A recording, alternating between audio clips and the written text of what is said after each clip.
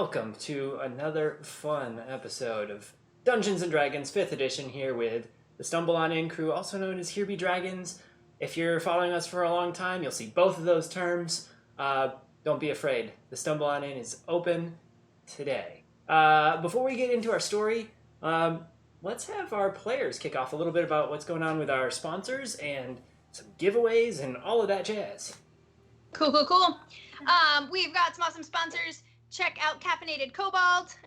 They make fantastic coffees. Oh, it keeps it going. Critical Treasures makes awesome dice bags and all sorts of nerdy paraphernalia. Christmas shopping, done. Yeah, seriously, just order from them. And also, we've got the Blacksmith Craft Dice, which roll exactly what you need. We're rolling them today. You should head over to our Instagram just to see, because I'm very proud of the picture I took for the Blacksmith Craft Dice, because yesterday was National Dice Day, and we are happy to be partnered with them. Mm-hmm. Oh yeah, you had some depth of field going on in there. Yeah, right? It wasn't bad. And all shot on an iPhone SE. That was not an advertisement. Not a sponsor. Call us. And how old your phone is. Yeah, that's how old my phone is. If you like Blacksmith Craft Dice, in 2 weeks we have something going on, which is a giveaway, on-stream giveaway. We won't have to have you stay the whole time. We'll have you interact with the bot, and you get a chance to win a set of Blacksmith Craft Dice next show in 2 weeks on the 19th. I already see some fun stuff happening on the chats here as we dig into the last little bit of how you can interact with our show. We read comments. We also enjoy tips and follows and subscriptions. And it looks like Shadow Reel subscribed, and she is the new hype boss. Shadow Reels, you get to give out the first D20 today, as you're the first hype boss swap over. For those of you who are new, hype boss is the little bar way below me here. That's a health bar. You guys can battle it out. When you battle it out and you take someone down by tips, follows, subs, etc., you become the new hype boss, and you can give away the next Nat 20, which means a player or DM can always just say, I want to make that a Nat 20, a crit hit, a crit win, versus, oh, it's a 3. So it's fun. Join in that way. Otherwise, anything else, players, before we dive into our riveting, amazing story? Scroll below, click somewhere, you'll see how to tip. Different tipping amounts affect the game in different ways, so definitely check that out. And as we just mentioned, when somebody takes over the hype boss spot, they get to assign a Nat 20. I think that covers that. Yeah, other than check us out on podcasts, YouTube, etc. to stay up on top of all the other episodes. Spoiler alert, we're going to start in the middle of something really awesome that Shadow ended. Rose assigned her dice. Oh, Lauren, you get the Nat 20. Yes. That's weird. I don't remember changing my name to Lauren. Oh, everyone's Lauren on this show now. What? Nice try. Hi, I'm Lauren. Nice try. All right. You're Lauren Underset. No, I'm Lauren Andrusek. I am Spartacus. See? She's not Lauren. She's Spartacus. We can stall about 20 seconds longer. We have character sheet issues over here. So, technology.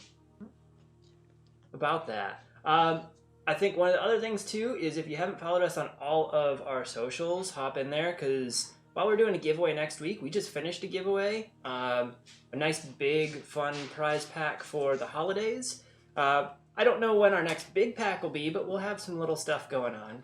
And yes, Shadow Reels, this is new set-ish backgrounds. Lindsay and I had moved, and the inn is now living in a studio elsewhere. And so we couldn't fit it in our new place. But the inn lives on. Nathan and Jared, or Thadric here, really made sure that the inn has a beautiful new home. So, good eye. Are you ready enough for your character sheet? I'm Perfect. As you're digging in, I think last time we were in a very interesting situation. We met a friend, an old friend, but not as we knew him. The party had entered this tower that they had finally reached, and after some fighting to get in the front door, they were greeted by electricity fields throughout the main hall. The electricity fields contained creatures and beings, both humanoid and non-humanoid, unconscious and strapped to the wall, as almost their life forces seem to be sucked out of them to power this monstrosity. Now, as they were trying to figure out what's going on and find this incredible stone of power that they were sent on a mission to get, around the corner comes a floating figure. And the figure revealed himself to be at least the body form of TikTok, with the inner form of something much darker. TikTok had pulled the hood back and looks across the party and introduced himself and started cackling and giggling and explaining that his form might know this party, but he does not. This form has not at least introduced himself to the party yet, but now we're standing face to face. The party staring down TikTok, who's hovering and floating in air and cackling.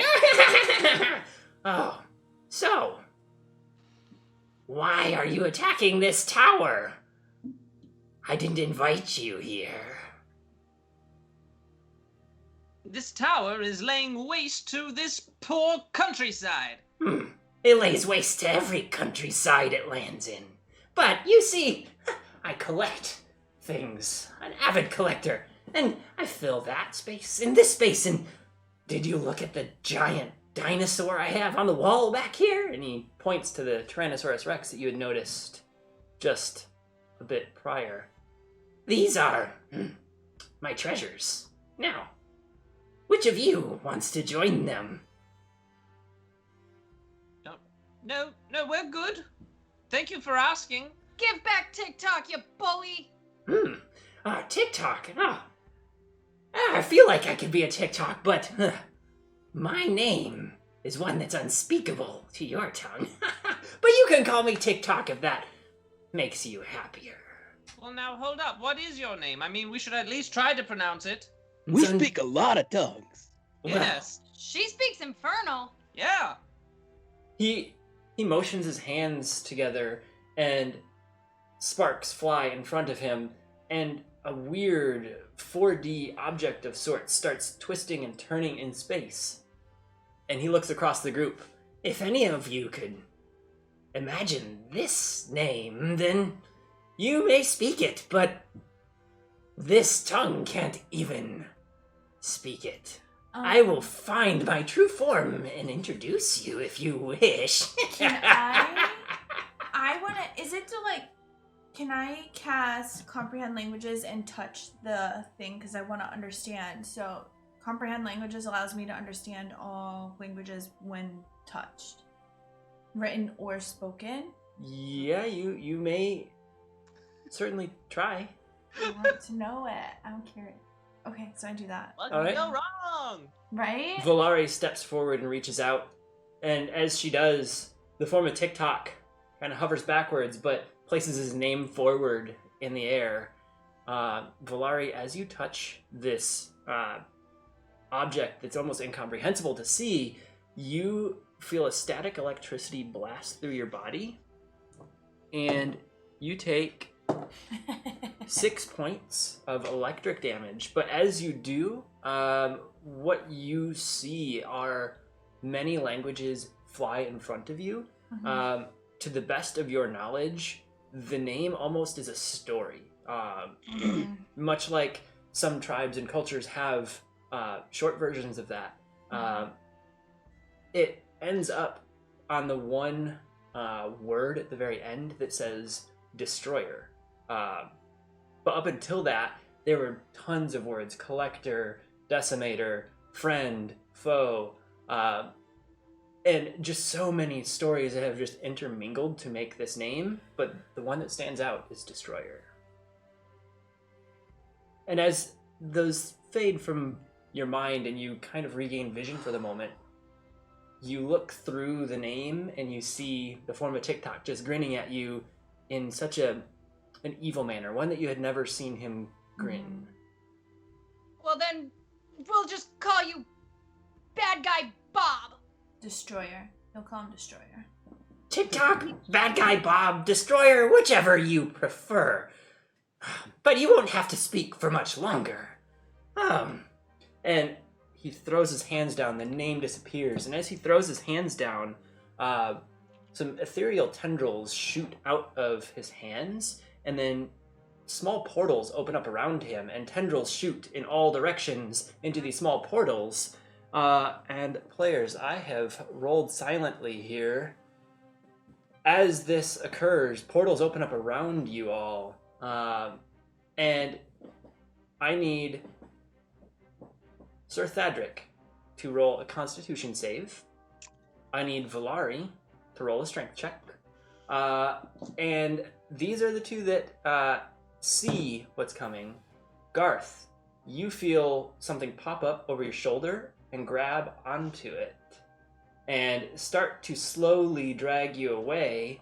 And as you feel that, you notice, as you get pulled back a little bit, 4 portals open up behind Ari, and these tendrils wrap around her and start pulling her towards the wall much, much faster than you. Now, as she's being pulled, I have rolled 4 checks for each of you, and Ari, you passed one of them. The rest of you had passed 2 to 3, meaning you had saved. Let's get the Constitution save from Sir Thadric. How's an 8 sound? An 8. It sounds like you are deathly afraid of this thing because in the back of your mind you feel these otherworldly adventures are not something that you're used to with your very down-to-earth upbringing. And Valari, what was yours? 16. And yours was a strength check, correct? Mm-hmm. So on your strength check, one of the tendrils had come down around your hand that was starting to move towards your crossbow, and you were able to break free of that as it was trying to essentially twist your arm in such a manner. So you know that there's one next to you. Garth, you're being slowly pulled backwards. Thadric is a bit out of his mind at this point. And Ari is being dragged away to an empty space on the wall.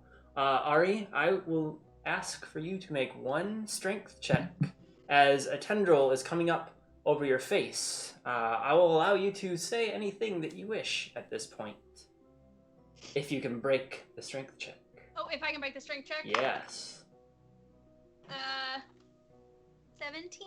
17. You're able to get a hand free and pull the tendril down just far enough as you see the rest of your party dealing with their own troubles. I think I'd say, not again! Kick his butt! And as that happens, Ari gets pulled up into an empty space on the wall, and the leather straps that are around all the other creatures form around her. And as that happens, the tendrils disappear, and a electric field eases up slowly in front, and causes a bit of damage. You get 18 points of electric damage, and I need you to roll the Constitution saving throw, or you will go unconscious. Yeah, that's gonna be a 10. 10. Ari, you are unconscious and strapped to the wall as the electricity shoots through your body and knocks you out cold. Now, the rest of the party, what are you doing? You know, if you didn't want to do an episode next week, you could have just said, hey, let's take some time off. You don't got to kill us all right now. Death.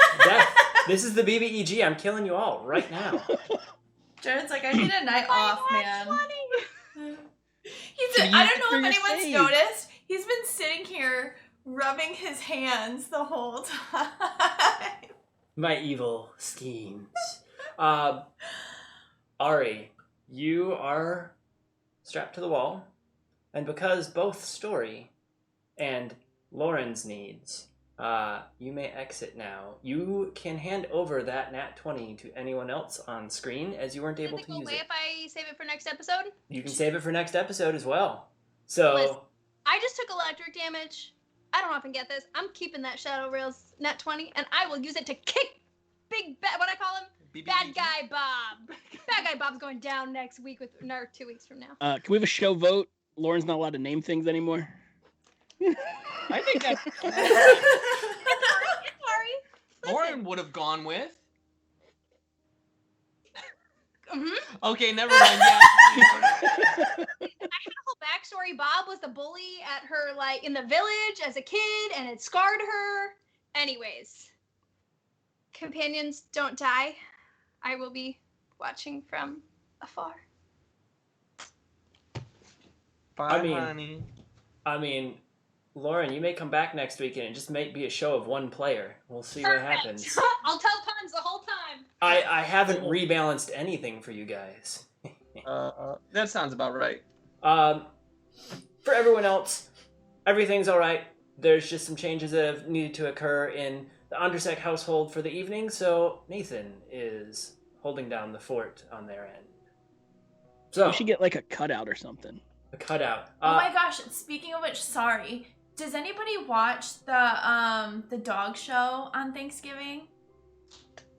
Because they couldn't have people there to keep it safe, and they filled the seats with cardboard cutouts that they sold instead of tickets. So it was just like a bunch of pictures of dogs sitting in the seats watching the dogs in the dog show. On that note, if you want to be the cardboard cutout, I can put your picture in Ari's spot on break for a small donation of $55. Just send me your picture. Here it comes. Perfect. Now, I want that to happen so bad. now, as this is all happening, you all hear Ari scream out. What do you do as you see her getting enclosed on the wall? Tendrils are still flailing. I mean, I feel pretty good now that I have, like, actual evidence to support my theory as to what these contained creatures are. So, and I mean, and I just see Ari, like, in this situation again, and I'm like, well, yeah, that makes sense. Okay. But the thing is still attacking, right? Or yeah, at this point, it seems that the tendrils are more or less battering at you to prevent you from causing attacks, but they're not really doing damage. They're smacking a hand as Garth is like trying to cast things. The tendrils are also trying to keep your hands off of weaponry. They're kind of pushing the Hellhound and Astro around to keep them from snapping and biting. But it seems like it's preparing to do battle. You do notice that TikTok is kind of hovering back to the back of the room and sparking a bit more. I believe Jared had something to say, and Nathan. I just wanted to confirm that this is essentially the same effect that we saw downstairs in that room lined with the things that he was going to put his pinkies into. we're still in that room, aren't we? Yes, you guys are all still in that large room. Oh, okay. In the hallway. Yeah. In the hallway, you saw a couple of these little pods along the wall, but now you see.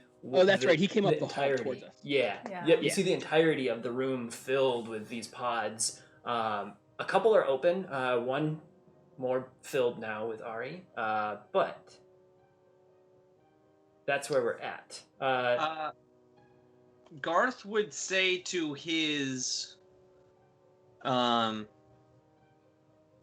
circlet now. Okay. And immediately he would turn invisible. All right. And then he's going to run and try to tackle TikTok. Okay. Perfect. So you're going to go invisible and try to run and go attack TikTok. TikTok is keeping an eye on the group here, and as soon as you go invisible, the tendrils all suck back in, and he gets prepared for battle. Nathan, I will let you say that Garth had gotten about halfway there, so you're about 15 feet out, but at this moment, you all need to roll for initiative. I know how to do that. Oh, baby! Hey, can I enter the blacksmith craft dice giveaway next show? You have a set. You have a set, and we're not allowing our team to win. Well, Otherwise, I would have won. Yes. When we did the drawing, I had to throw it out 3 times because our accounts got picked first, and I had to pull all of our accounts out of it. Yes, Lindsay could have won. All right. Here it is. From the top, Garth. 23 with a nat 20, baby. What? Wasted. I got Cedric. attack with TikTok. 6 6. Woo! with a 4. Valari. Nat 4. Valari got a nice big 10, Okay. and Astro got a 8. 8. All right. And the Hellhound will roll on his own. Perfect.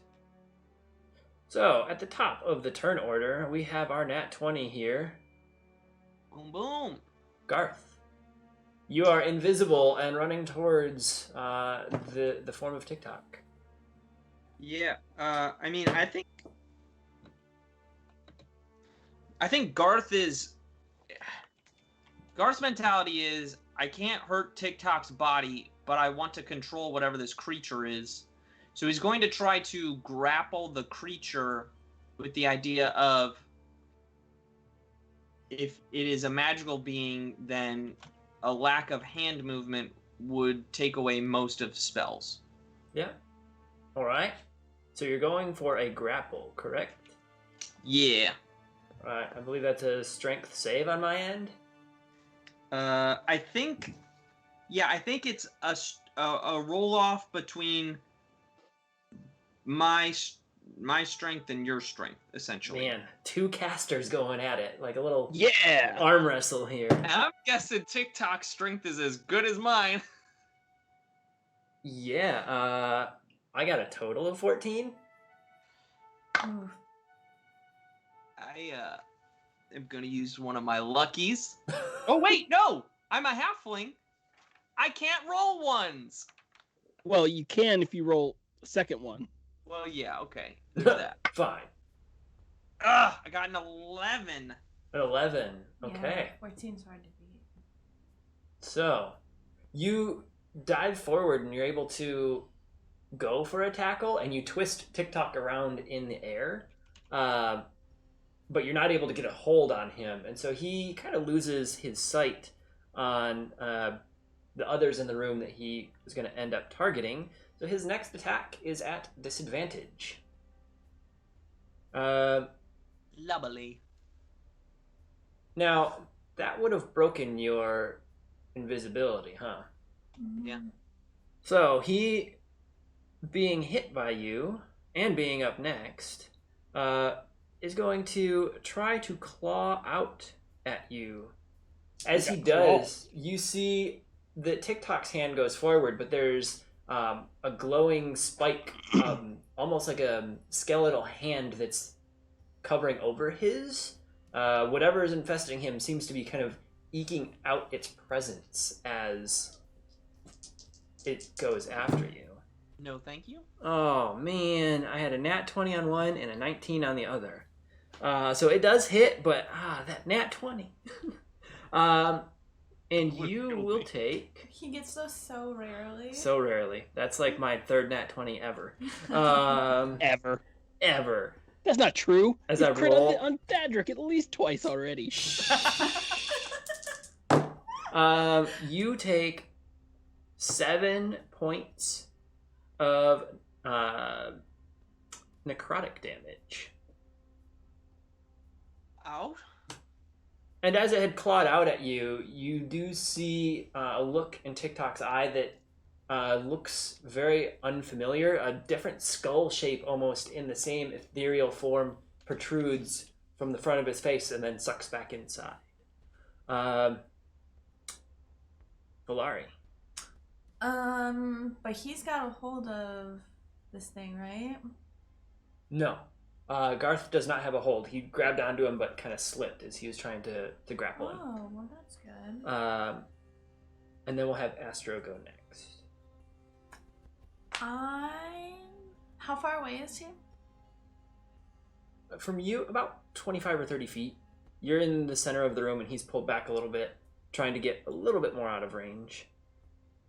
Not working so well. I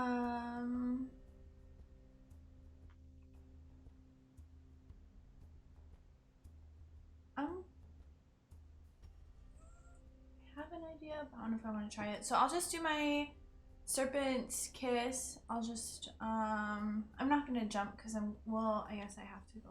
I'll run in. Okay. I'm not going to do the jump. I'm just going to run in and then attack. So I'll do the attack and you have to roll a Constitution. If it hits. And that's my, spellcasting modifier. Yeah, it'll be your spellcasting modifier. So that's an 18. That does hit. Great. So I'm gonna do 2d8s plus you have to make a Constitution save. Constitution is a 10, so that probably. So you're gonna take a d8 of poison. All right. Because it had to be 17. Okay, so you're gonna take 4 melee damage and Ooh. 8 Ooh, poison. okay, cool. All right.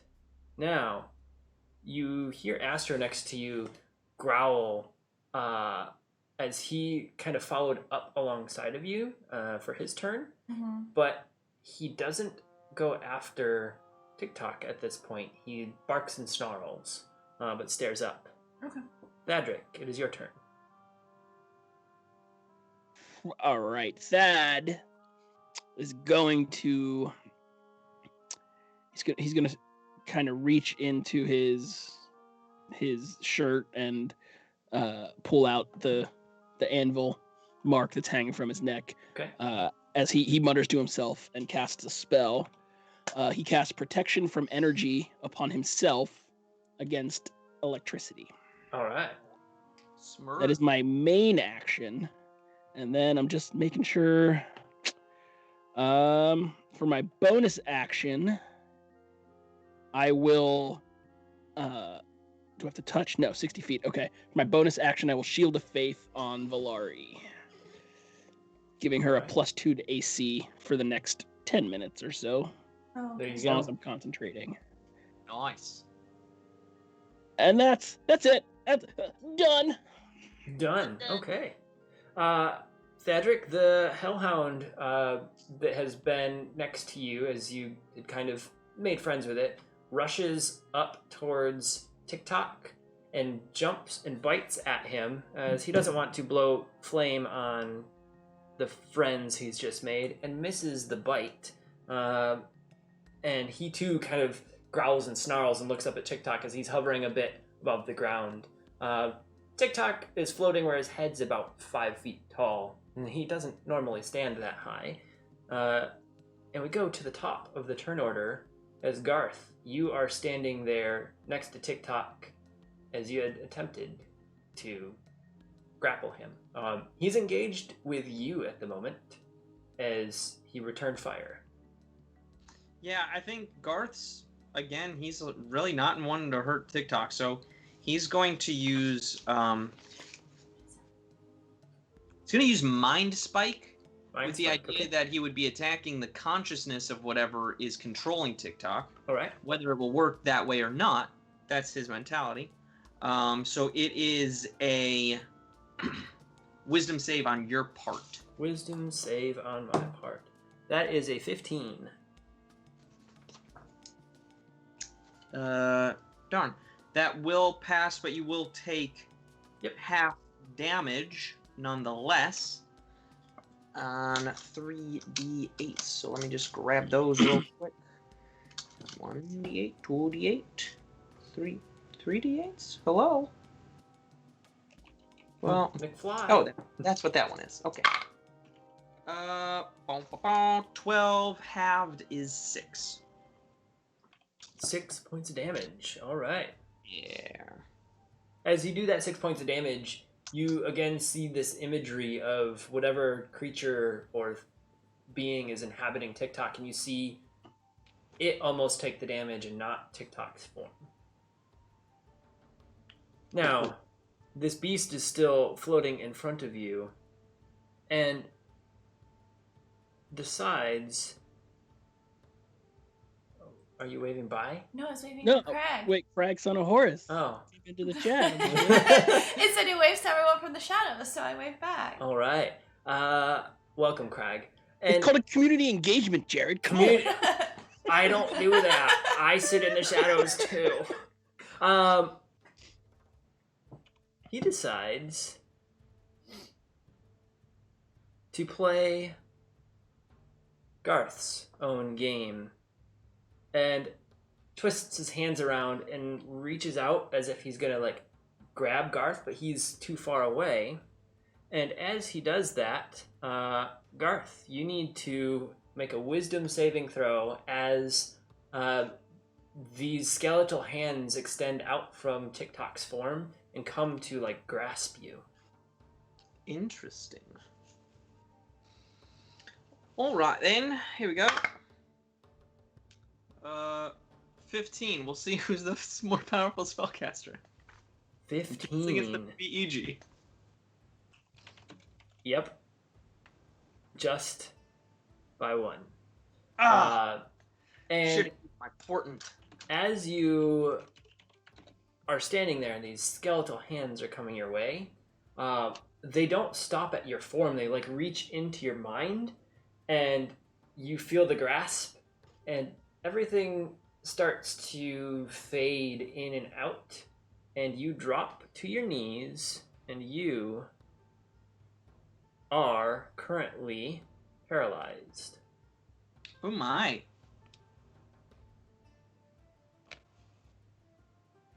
Cool. Astro gets upset seeing this and he jumps up with a bit of blue glow to get this push to attack and is able to grab onto the edge of the cloak on TikTok, but doesn't get any flesh. And you hear him growling and snarling and kind of hanging and swaying TikTok a bit in the air.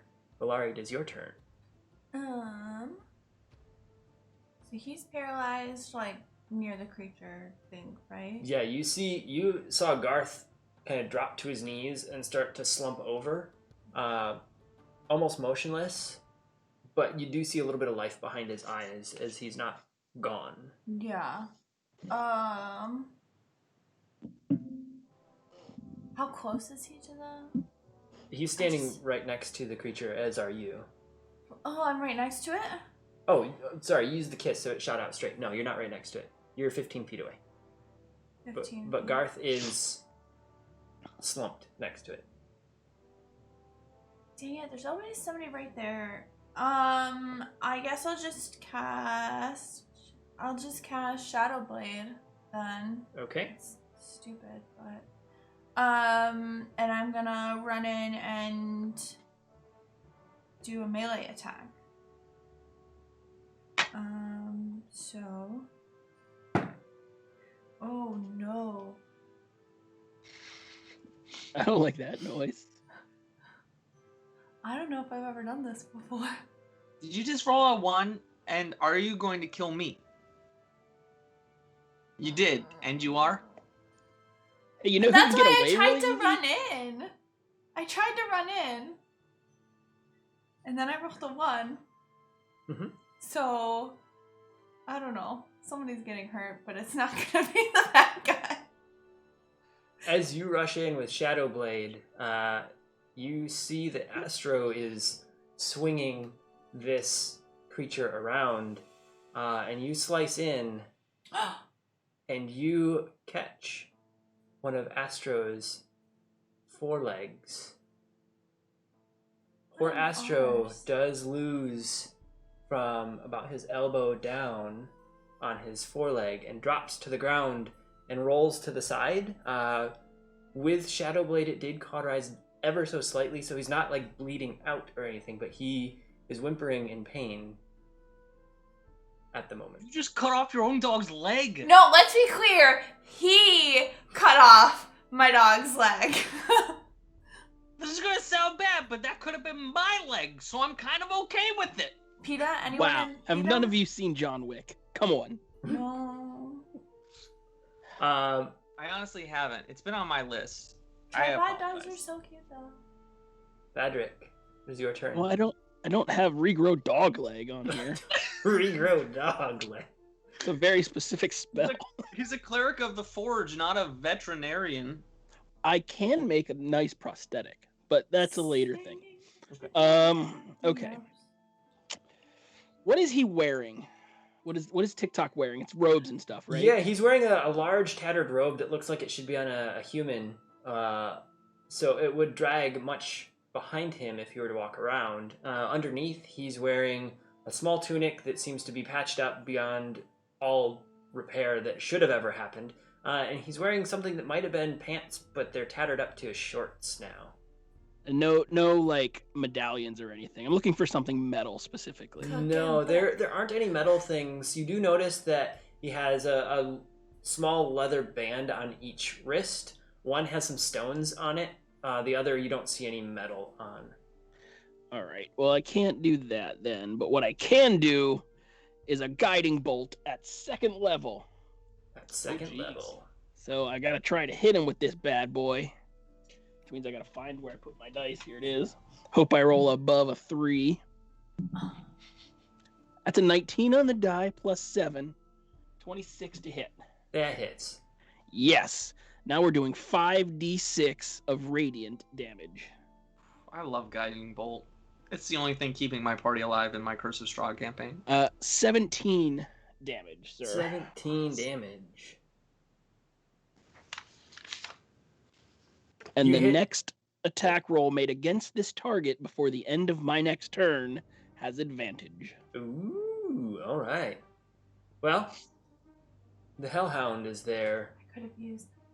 and ready to bite. On advantage, the Hellhound gets a nat 20.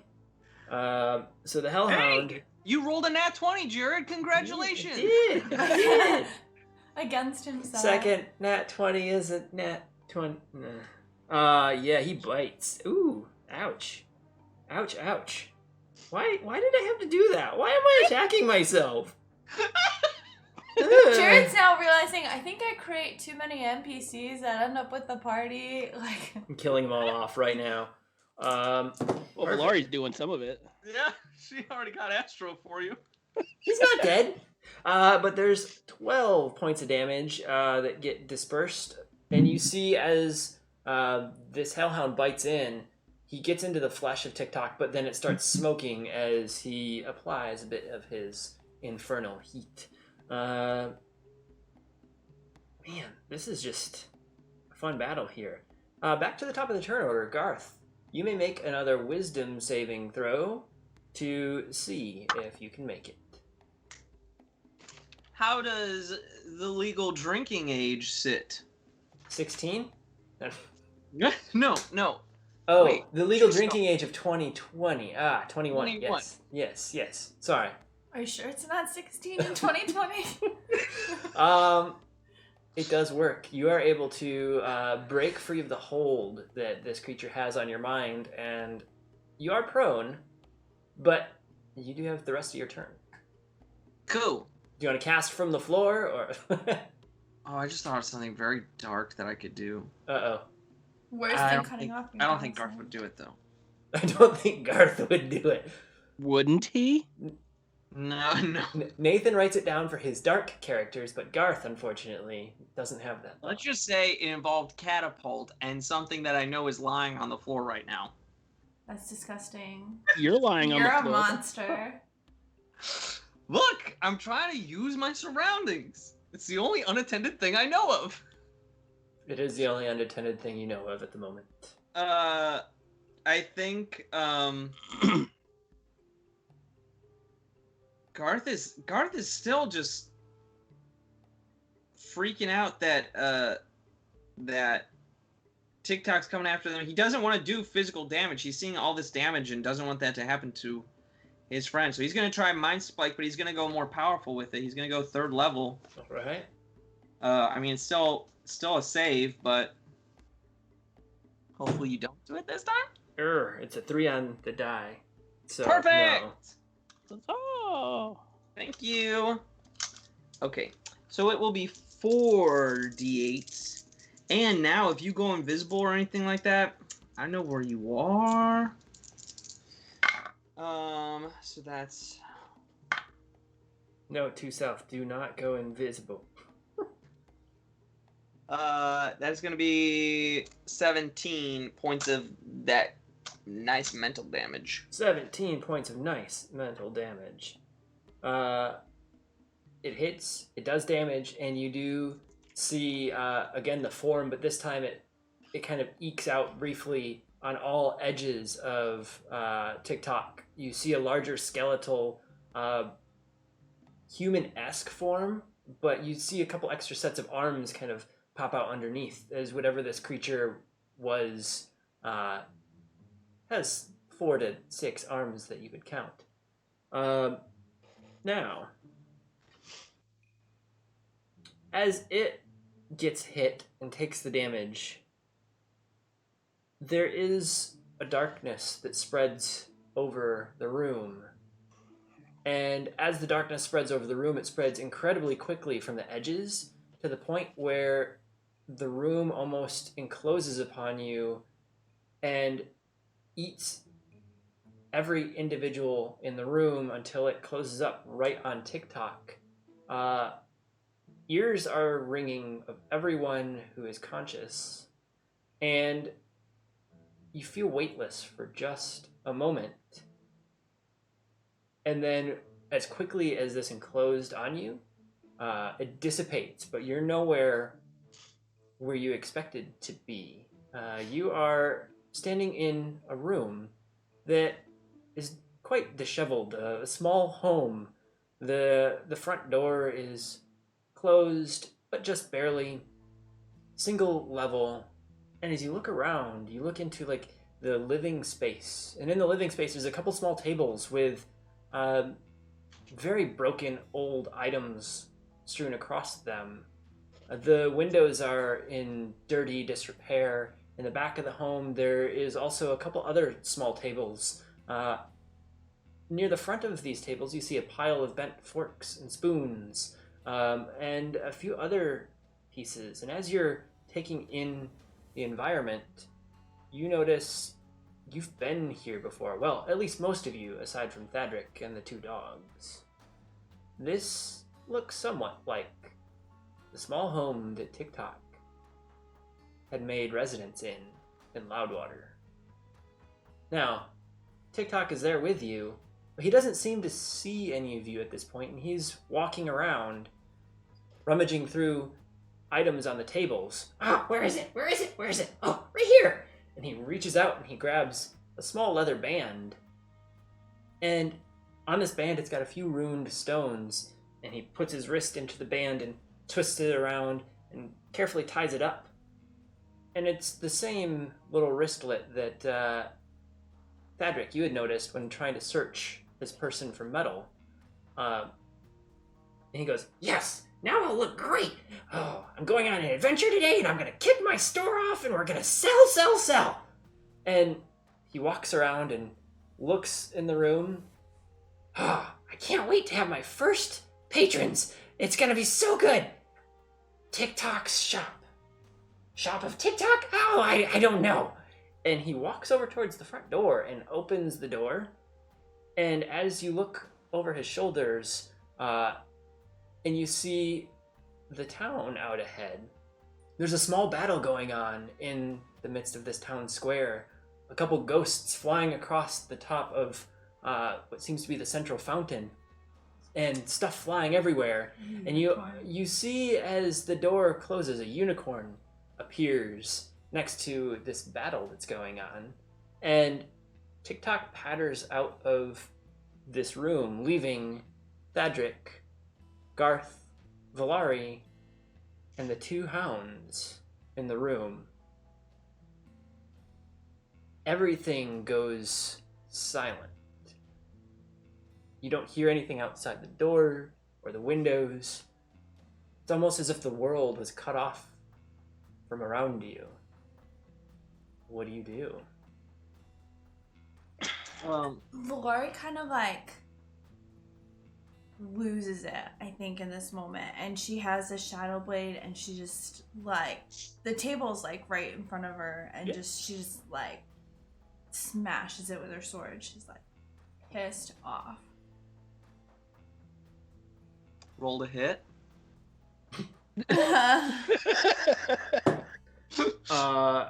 You hit the table, but you don't do much damage. Yeah. But as you do that, I need you to roll your I know. D100. Oh no. Yeah, that makes sense. 69. Okay. Nice. All jokes aside. I was waiting for someone to say something. I was like, don't say anything, don't say anything. Next time, I'm just gonna reverse it. I'm not even ever gonna say that number again. Just say nice. You hear a little rumble in the room, and as you look around the room to see what's rumbling, the Hellhound is standing there, and he's shaking just a little bit. And as he does, a poof of smoke kind of comes around him, and he drops down to the floor as a small potted plant. Now, the potted plant is a interesting variety. It's a nice green, lush flower, but the flower head is red and smoking and kind of puffing out sparks, keeping the Hellhound essence. And while Stop killing our it's, dogs. while it's in that form, you see it move around just a little bit as there's some sentience to it. Valari, you've seen similar effects. Mm-hmm. To the best of your knowledge, you have seen them all revert. You're just not sure how long this will take. Yep, that checks out. Billiam S. Doggo is now a planto. Well, Astro has 3 legs, so... Astro is sitting there, and he's got the one kind of pulled up, and he's just kind of curled up. The bleeding has stopped for the most part, and he's just sitting there taking in all of the events, not moving. I need to read Penguin Witch Doctor's comment. Oh, He said, "Who took the dogs out? Who? I can do a prosthetic for Astro tonight, but I That can't. would be I cool. can't cause it to regrow.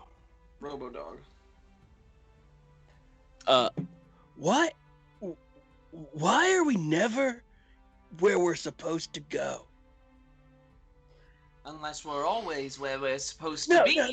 This is a question, not a pontification. Oh, all right. Yeah, we're never where we want to be. Garth is going to take a moment because of that mind spike. As he concentrates for an hour, he knows where this being is. Is the being around us? I will say, as long as we're on the same plane. So if we're on a different plane right now, I don't sense him. But if we're on the same plane, I know where he is. Yeah, you don't sense what you would expect. You feel there's a sensation of the being around, but it almost feels as if it's like a fly or a mosquito in your ear, not a ringing that you can point out. So you just hear it, like he's kind of hovering around your presence. I think this might be a trick of the mind. A combination of what TikTok knows and what we know. That battle that we saw out there, Valari, you should have recognized it. That was when we first got to this town and met up as a party. Those ghosts, that unicorn, the likes of which we've never seen again, no matter how much we want to. Now, he's reminding us of something, and I almost wonder if this is TikTok reminding us of something. Would I have any, like, you said I saw the band with runes on it, yes? Yeah, you all watched him put it on. Of the lot of you, Thadric was the only one that really caught it as you were engaging with TikTok, in terms of he's still wearing it to this day. Right. I just want to know, in this memory, if I saw the runes, would I be able to make out what the runes were? Potentially. They were very small stones, about the size of like a pinky nail at the largest. So Could I roll a history check or an Yeah, arcana check on the kind of magical item it could be, or anything like that? Yeah, roll an Arcana. Can I do like medicine on Astro just to like Yeah. make Roll- sure he's Roll medicine, and it better be better than Ari's. You don't want to go poking an eye out. 19. 19. Good enough. You are able to stop his bleeding a bit further and bandage him up. On the 19, what you do understand is runed objects like that, especially multiple runes together, tend to form a broader power or a broader spell. You weren't able to catch all of the runes, but one of them seemed to be a very, very ancient incantation of sorts for presence or power or somewhat of that form. You're just not quite sure what it was and how it combined with the others. Okay.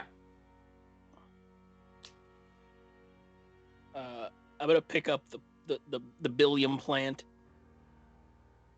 All right. And just kind of carry it. Yeah, carry I it mean, around. it's only a fairly small plant, so a little bit larger than the size of a fist is the pot. So it's something that you'd sit on like a windowsill almost. he's a little succulent. Which one of the plant boys is he, Jared? Go get him. He's gonna go. He's gonna go get his doggo. This is my billium. He's a little guy. There it is. There's Billiam in its current form. Now, holding Billiam, and I'm assuming Valaria is holding Astro at this point. Like I said, the room is far more silent than you'd expect it to be, especially in a town with a battle that may or may not still be raging on outside. I actively disbelieve it. You're still here. Ah.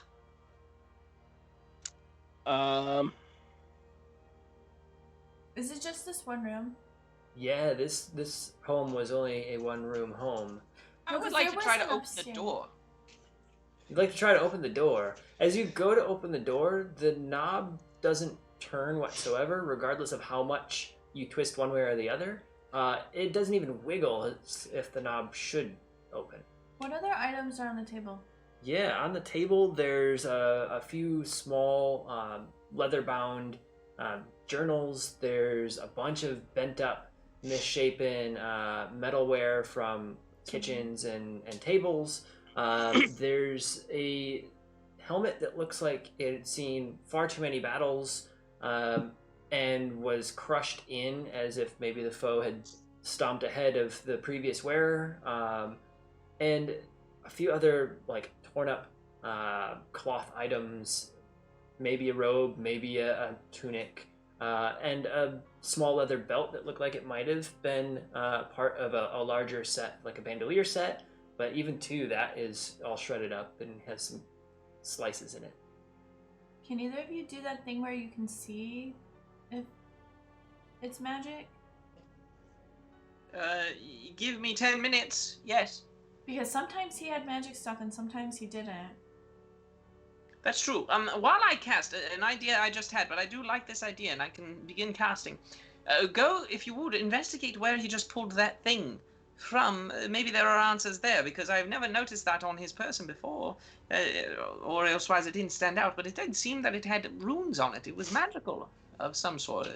I don't know if you know it. He pretty much seemed to think it was a fashion statement. Wait, is this a right now thing, or is this like this happened before thing? This is like almost Months a year ago. ago. Yeah, almost a year ago, I think. Yeah, with all of the downtime you've had, this is about 8 months to a year in the past. And this was not even in Patrick. This wasn't even in the world that we're in now.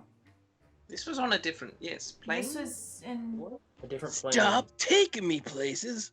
I don't know I'm going to. I feel like we're not actually, as much as I hate it, we're not actually back there. No, I Right? don't- Does that. I think it's not. I don't think it's real. I think it's a Uh, memory. And we've been left here for a purpose. But we still gotta go back and get Ari, right? Yeah. Yes. I mean, I got this horn thing. What? That's a teleport horn, right? Or a gourd, sorry. Gourd A horn. gourd. Oh no, that's like when I just kind of like move 30 feet without actually moving 30 feet. Okay, it's a close guy. Got it. Yeah, it's not an. I mean, I've never tried it interplanar. It's essentially a gourd of Misty Step that allows you to go up to about 100 feet, but the further out, the less precise your landing. And you have to be able to see, if I remember correctly. Yep. It only went where I was looking. Okay. So. I think Garth is going to shut up because he's casting ritually right now. Okay, so where did he get the wristband? Not, I thought he got it from the table. Yeah, on one of the tables, there's a couple small leather straps, a few that look like they might have been wristbands or armbands, and a few that just seem like they were sliced off of something else. One of them has a few like small jewels on it, and it looks like it was sliced off of a larger armament, so just a piece of decoration. It seems that maybe this was his little spot he was keeping the jewelry section. There's a couple small other bent pieces of metal that look like they could be rings or bracelets or earrings of sorts that sit next to it. But it doesn't seem to be anything where it was like, this is where a prized possession sat. He just is wearing some of his gear. And as you're all looking around the room, the tables are spread out. There's about 4 of them.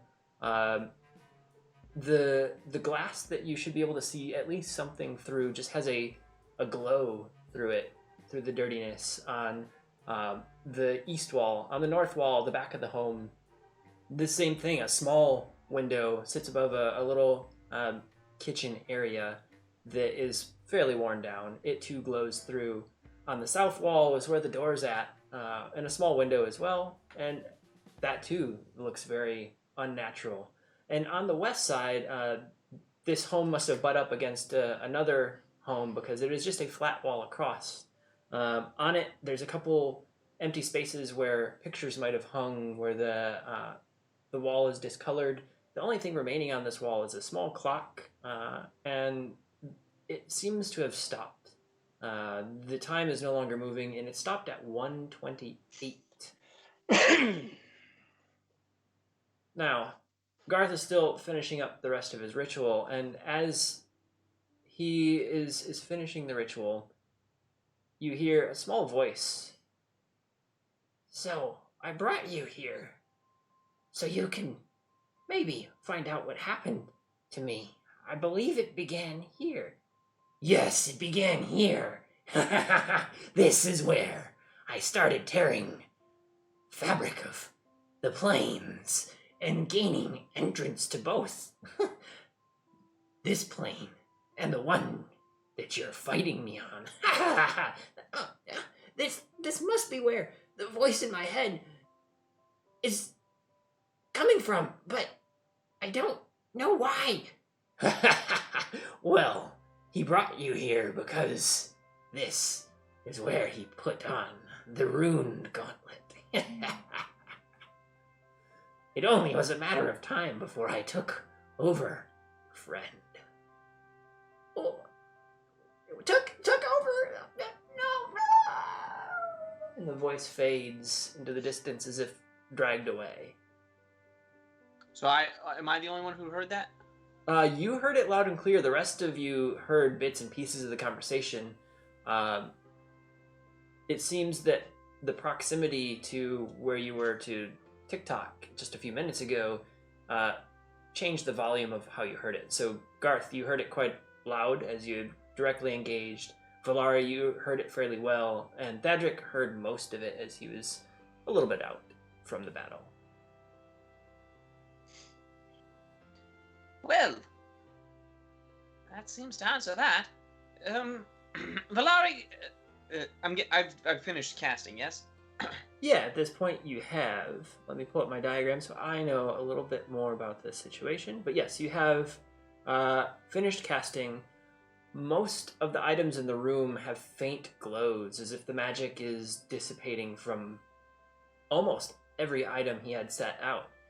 TikTok had a way of finding magical items, and it's quite apparent that he did.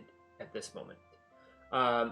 Now, there's one small glow that seems to be emanating from the back cupboard in the kitchen area that seems to be stifled by a cloth or something sitting on top of it, and it's a very strong glow compared to the rest of them.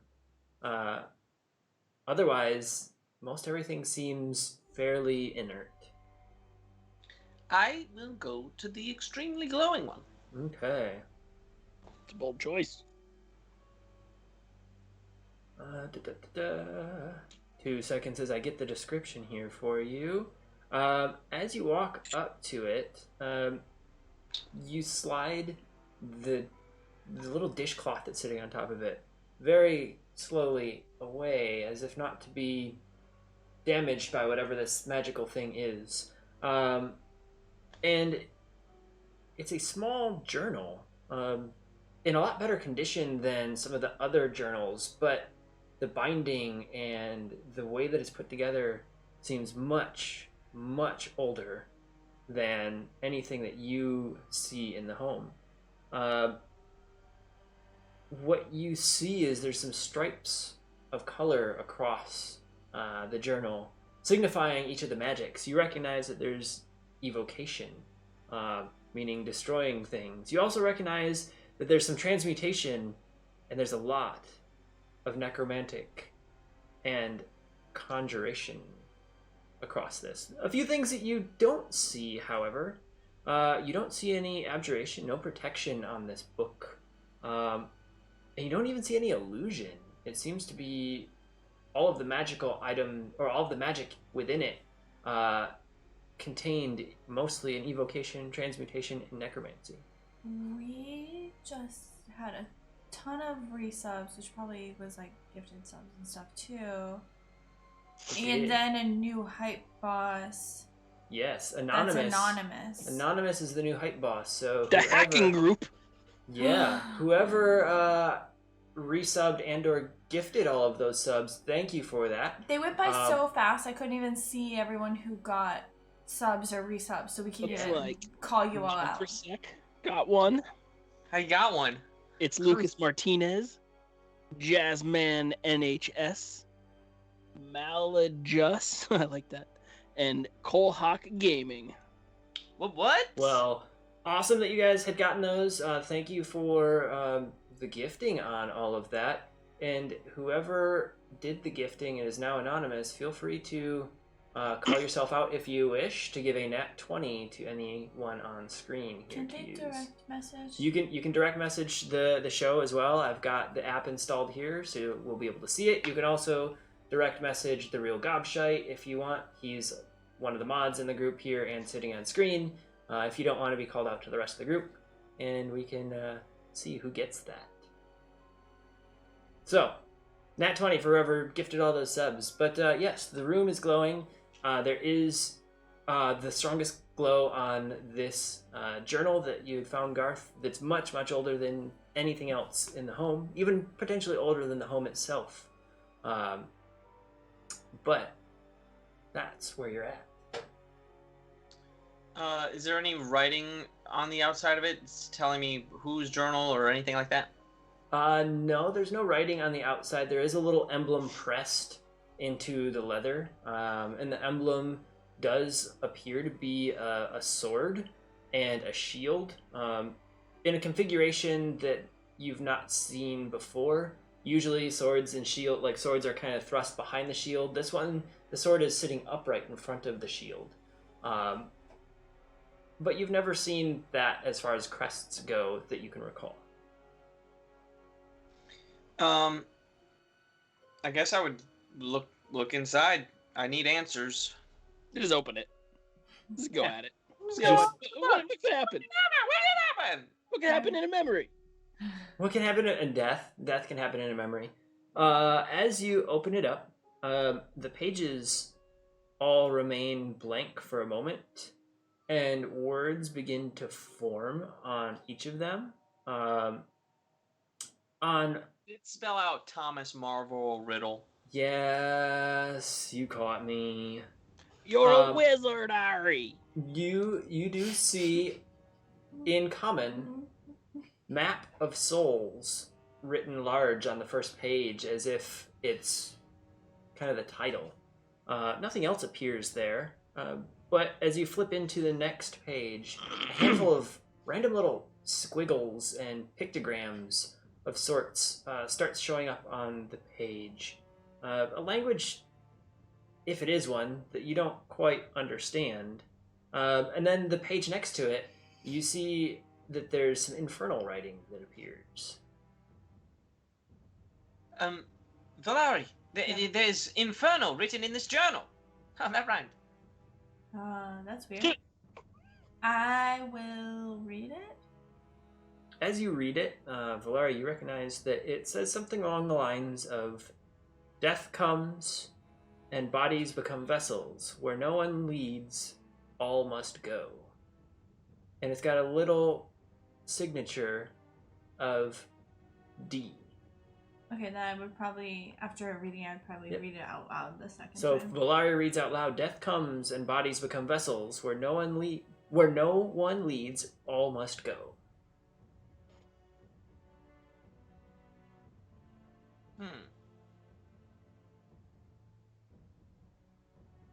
The images on the other side are just seemingly random little pockets of doodles. What do the doodles look like? One of them is a square with a squiggle across it. Another looks like a bunch of spiky mountainy things, but on top of it sits an arc shape.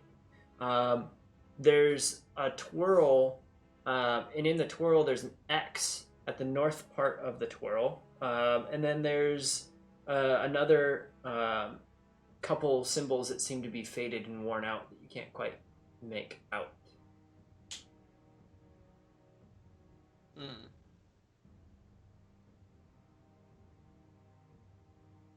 Are you sharing this with anyone, or are... Valaria's looked at it and she's seen it and doesn't understand what that is. Yes, these are very interesting symbols that I do not comprehend. Box with doodles, or the squiggles, and these mountainy things, but then is that a rainbow? Would a religion check get me anything on any of these? Thadric, as you look at it, you understand this to be a cryptic language that some of you roguish types might use to alert one another about things. To the best of your knowledge, the symbols that you can understand are saying something. One of them says no time, one of them says steal, and one of them says misplaced. And, So, if this is a map of the souls, obviously, as it says right there, these might be markings of maybe... Wait, what was this TikTok guy's like? Like, what did he do? He sold trash. That was he a sometimes smart magic. guy like Garth, or like stabby like you? He was just kind of like a goblin who wanted to have his own shop, and he was a shopkeeper that just kind of kept getting into trouble. And he sold stuff like bent forks and. Well, well, I think he gave me this, and I hold up my necklace of protection. He had Ari's axe came from TikTok shop. You must remember. He's how we got to. Yes, it's kind of his fault we're here. Okay, well like not so here, but if I were, walking through a shop, or maybe for thought exercise, like a vault that I wanted to come back later and get stuff from, I might make some sort of map so that I could follow it, and then I could make notations on said map that match my thoughts, like these. Oh, it's a thought map. Oh, one of, like, okay, yes. for the less savory types. Oh. Thieves. Really kind I'm of- talking about thieves, man. Yes. I Well, is there anything on any other pages? All of the remaining, 15 or 20 pages seem blank at the moment. But they all glow of the same essences you saw earlier. Clearly, this is someone who has taken bodies to be their own, inhabiting them as the soul itself.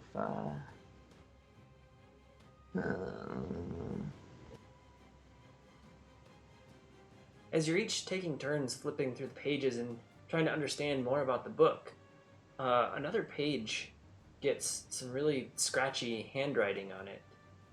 And it's a little note that has a bunch of tick marks to start it off. You see 5, 10, 15, 20. You count up to about 45, 46, as they're not all crossed at the 5s.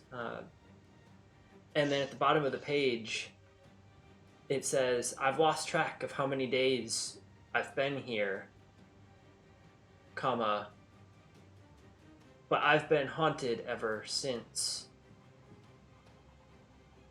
Signed, Ebrin. know. Some sort of monster. Heard it. It's just the doggo in Valari's arms. It was this monster. Ebrin? But the only place that I can think that those two were at in the same moment was that prison. The one that stole your mind. Yeah. That's the only place I know where they were this. Quiet, plant. The plant is making noises and Astro is making noises in the room.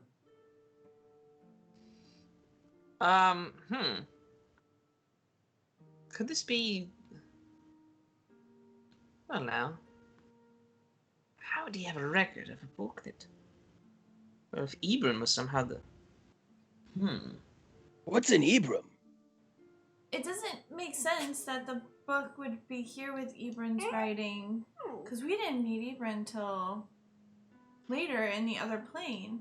But the question is the book something that was in TikTok's shop? Or an item that he knew he could place in the shop through his memory to help us? I think that gives TikTok a lot of intelligence credit that maybe wasn't there, so the latter is probably less likely than the former. I think he's smarter than we all think. Well, I don't even know him. He's a goblin.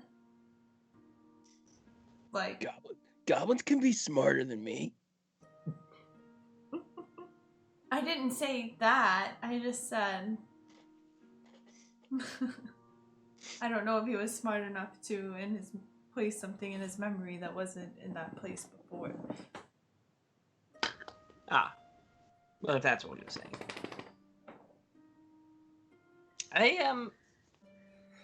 Is there anything... Okay, so we've got a clock that stopped. Which we've spent the night at TikTok shop before. Yeah, there was multiple floors. Would Garth have known that clock was a working clock? To the best of your knowledge, most of TikTok's stuff didn't work, as he had taken over an abandoned home Right. and grabbed abandoned items. You aren't quite sure what time you last read on it, but you're not sure if you've ever seen it change. Just in case, is there a page number 128 in this journal? There is not. There's no page numbers, and it's only about 20 to 25 pages at the absolute most. Most of the page is blank. And the windows are essentially glossed and brightened. So you Yeah. can't see out, and the door doesn't open. Yeah, I mean, tapping on the window feels like you're tapping and sounds like you're tapping on cement wall or a rock wall. What about a second floor? Where you would assume the stairs to be on the west side, where Valari and Garth could vaguely recall. There's a small worn spot, which looks like where people would step off of them. And then the rest of the wood in about a 2 foot wide, about 8 foot deep part along that wall is fairly clean. And along the wall, it seems like even the wall is cleaned, as if stairs could have been there but were just removed. I point that out. Whatever we need is in this room. I do think that we are here in TikTok's memories. He's given us... I mean... It's possible that the bracelet could be the key, I suppose. He's specifically pointing us... Made sure that we saw him grab that object. Wait. Yeah, but that, I mean, it doesn't do a lot for us, though, because he left, we can't get out, and... Sim. I want to go over to this clock. And he's like, just the whole time. I want to open the front face and just dial back the time by like 5. Yeah, as you're spinning the hands on the clock, the light outside kind of moves as if sunrise and sunset goes very quickly, but it doesn't make sense with just moving the minutes hand how quickly it's changing. It almost seems as if you're controlling something about the nature of this space just by moving the hands. I thought he'd walk back in, backwards, and we just take it. That is something, but the fact that we are now seemingly going through time... Perhaps... Are we going backwards or forwards, though? Nothing else changes in the room to give you any indication if you're going backwards or forwards or anywhere. Well, I guess I said that... I thought he said he pushed it back. So, at least in my brain, if time seems to be changing with that, he's changing times backwards. I just feel like most things don't work the way as we expect. Yeah, that's how we got here. Oh. Interesting. I mean, like, so if he, I mean, he's clearly, I'm guessing, stopped moving. Yeah. Do any other beings show up? Anything? Nothing changes. You don't see any form of, like, if you assume you were looking in on the world and you're changing its time, you don't see any movement of TikTok or the party at that time moving in and out of the home. You don't even see dust move or items change. Just the light outside of the home seems to change as he twists the hands on the clock. What was the riddle again, or what was written in Infernal? Yeah, there were a couple things. Again, in Infernal, it says, "Death comes and bodies become vessels. Where no one leads, all must go." And in Thieves' Cant, it says a few phrases of steal, misplaced, and no time. Fadric, move the hand of the clock forward. There's like 2 hands. Pick one. The one you did before seemed to work. All right, I'll grab the minute hand and just move it forward. As you do that, again, the light flickers and fades, sunrise, sunset, multiple times outside. Try the other one. I'll do the other one. As you move the other hand, you do notice the wood in the home ages very, very rapidly, as if the home's decaying. One of the tables kind of starts sagging in the center, as if now you're controlling some form of time here. Take it back. Now take it backwards. I go backwards. As you go backwards, the home comes back to its original luster. The interesting thing, though, is it doesn't seem to be controlling the occupants in and out. You keep twisting it back, and now the home looks as if it had just been built. The walls bright and fresh. The floor recently polished. The tables stand in good standing. All of the magical items don't change at all, however. The home just restores its proper luster. But doesn't it say something about like death and where people don't go? So shouldn't we just like go way forward until this thing is rotted out? Or do you think it mean Well, I thought when I took it to the future, I mean, time leads to death. Bodies just become vessels. That I don't understand, but the thieves' can't led me to believe that time was the answer because misplaced time or no time, just.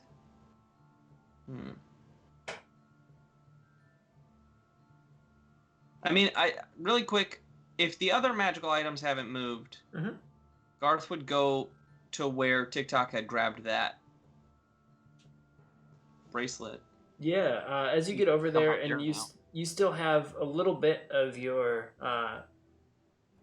vision on all of the magical items.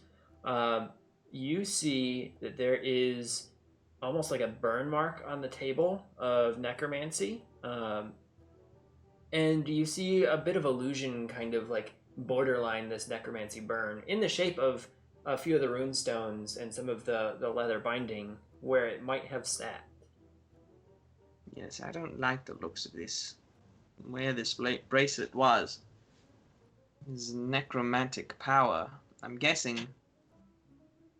I mean, I think we all understand it at this point. Whatever he put on this bracelet was a cursed object. It led to him being possessed. our bodies become vessels? Mm-hmm. Death is the part I don't like. Misplaced, though. No time. That is interesting. So, like, lost in time? Yes, well, yes, it seemed like it was an object lost in time, perhaps, yes. But no time. And then Ebrin, having written in it as well, tracking. I remember when we saved him, he was almost fully gone. His mind. Can I take the clock off the wall? Yeah, Or as the you mantle or wherever. yeah, as you attempt to pull the clock off the wall, the clock doesn't seem to budge, as if it's permanently affixed here. There's nothing you can jam under any of the edges to pry it up. It just seems to be a part of whatever this wall being, whatever it may be. Who currently holds the book? I don't think anyone is. Or Is it just he set on a is. table? All right. So, Thadric, sir. Oh, that guy. Oh, we're looking at the halfling, Garth. I don't care about books. Garth. Oh, yeah, I mean, I'm probably holding the book. Yes. As you're holding the book, it feels in your hand like it's trying to flip pages, but you've got just a tight enough grasp on it that it's not going anywhere. I let the book lie open, kind of flat. As it lies flat and it flips through a few pages, you see one page now has some stuff on it a little bit further. A bunch of cat paw prints everywhere on a few pages. And then a couple pages later, there's some very, very nice script that is a very simple sentence. It says, "One day I will harness this power and catalog every soul." And then below it, it's signed off with the librarian. I knew it when you said that. The pages continue to flip, however, slowly to let you see that a bunch of people essentially have put logs in here. And it goes to the very last page. The prior pages don't have any writing on it. On the very last page, there's a bright light to those who are watching who aren't Garth, but celestial writing shows on a page. And at the very end of this book, it says, "To the travelers in the misplaced space, we hope that you end up where you belong. Misplaced space. Would I have any knowledge of this, of it being sort of like a purgatory or anything like that?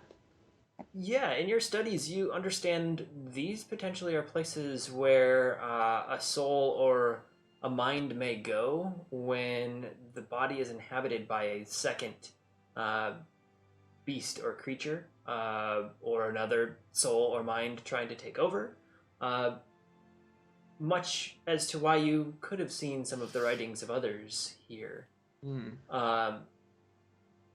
And as you're understanding some of the writings that you'd seen, this definitely does match up with your understandings. And as far as you recall, no one knows what these places look like because they're different depending on the circumstance. But there's always some way to return. There is a way out. I fear you're in the. You said the misplaced space? The misplaced space. It's the space where minds, where souls go when they are no longer in control of their own being. That would be why we saw Evren's writing. He himself was possessed by the Dragon King. Us being here, does that mean we don't have control of ourselves? And that it's our minds here? Well, I don't know. Because TikTok was here, but only a memory of himself. I heard his voice saying this was the moment. He was showing us something, and the voice, the evil voice, responded. It's almost as if we have been taken into his own subconscious. Rather, TikTok's subconscious, not our own. We are not misplaced, to my knowledge. Unless the one being inhabits many. Now, as you are flipping back through the book to see if there's any other knowledge as you're going back and forth, you do notice the last few pages fill in with some really chicken scratch writing that you believe to be similar to what TikTok has written in the past to you. That shows lots and lots of drawings of the clock hands at different angles. Frowny faces on some. You see bad misspellings of dark and light and old and new on a bunch of these things. And then at the very end, it says, I don't know what time to put it at, but there's got to be no time to put it at.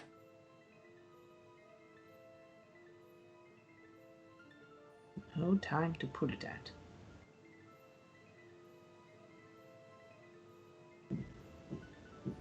Well, we can manipulate the hands of the clock. Can we just take them off the clock? You can certainly try. Yeah, I don't know if there's a. I don't know much about clock construction, but there's got to be some sort of fastener or something on the front, right, to hold the hands in. Depending on the clock, there's either a fastener or a pressure plate that holds the hands on. They're both on two internal workings. Some of them, it's just by force of putting the metal hand over the two internal dials that it just slides on and off.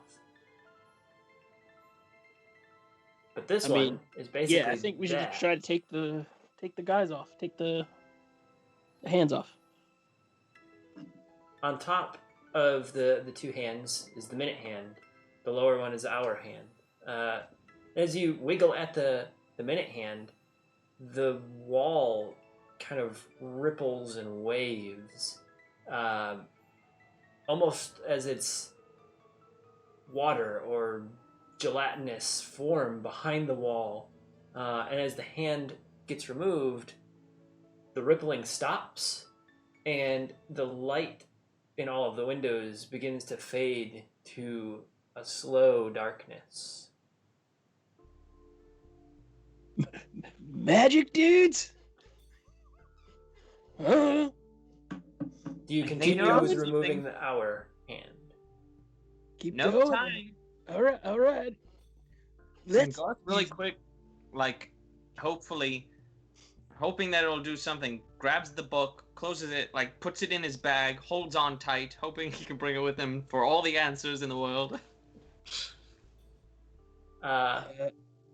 Here we go.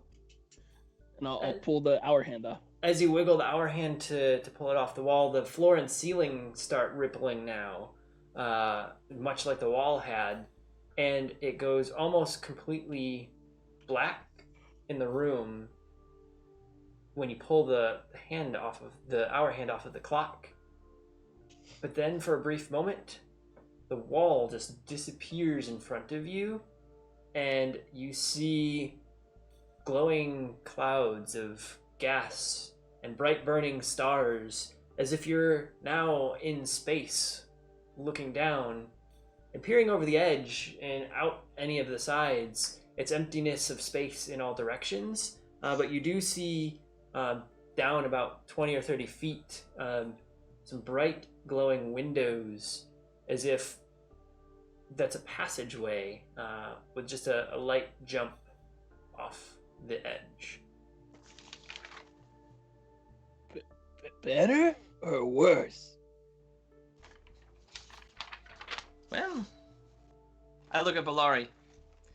I wish I had a certain collar right now, but I suppose we'll just My have to. fist gets tight and my knuckles turn white. I'm like, You're gonna have to roll again. I was gonna say we're about to all As get the blasted knuckles. out of this place by wild magic floating into space. that was his mission And the whole time.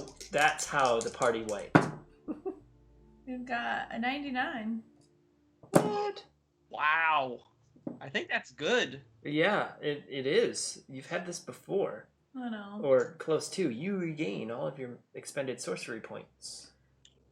This isn't useful when I'm like getting them back every 5 seconds. It's useful. As a No, my burst of like energy flows out of Valari, you hear crinkling and crunching behind you all, and the room seems to be like coming at you and sucking in the tables, and the back wall of the room, sorry, is coming at you, and it's sucking in the tables and the items, and almost just like collapsing in as Like you may the have wall found that your way doesn't out. exist? The back wall coming towards you. The room that you were in is now just kind of sinking up against you all and forcing a potential jump. How? I push how Garth. You push Garth. Garth, I mean, well, he's too busy calculating. He would not have expected it. well, as Garth is pushed, you notice as he falls off of the ledge, he does a slow float down, not like an immediate fall. And Garth, you understand this too, and you see this as something you can almost direct, and you look into each of the windows as the brightness fades a little and you can see through. In one, you can see the battle that had just happened in Loudwater in the left window. In the center window, you see all of your bodies laying on the floor from the battle you had just come from.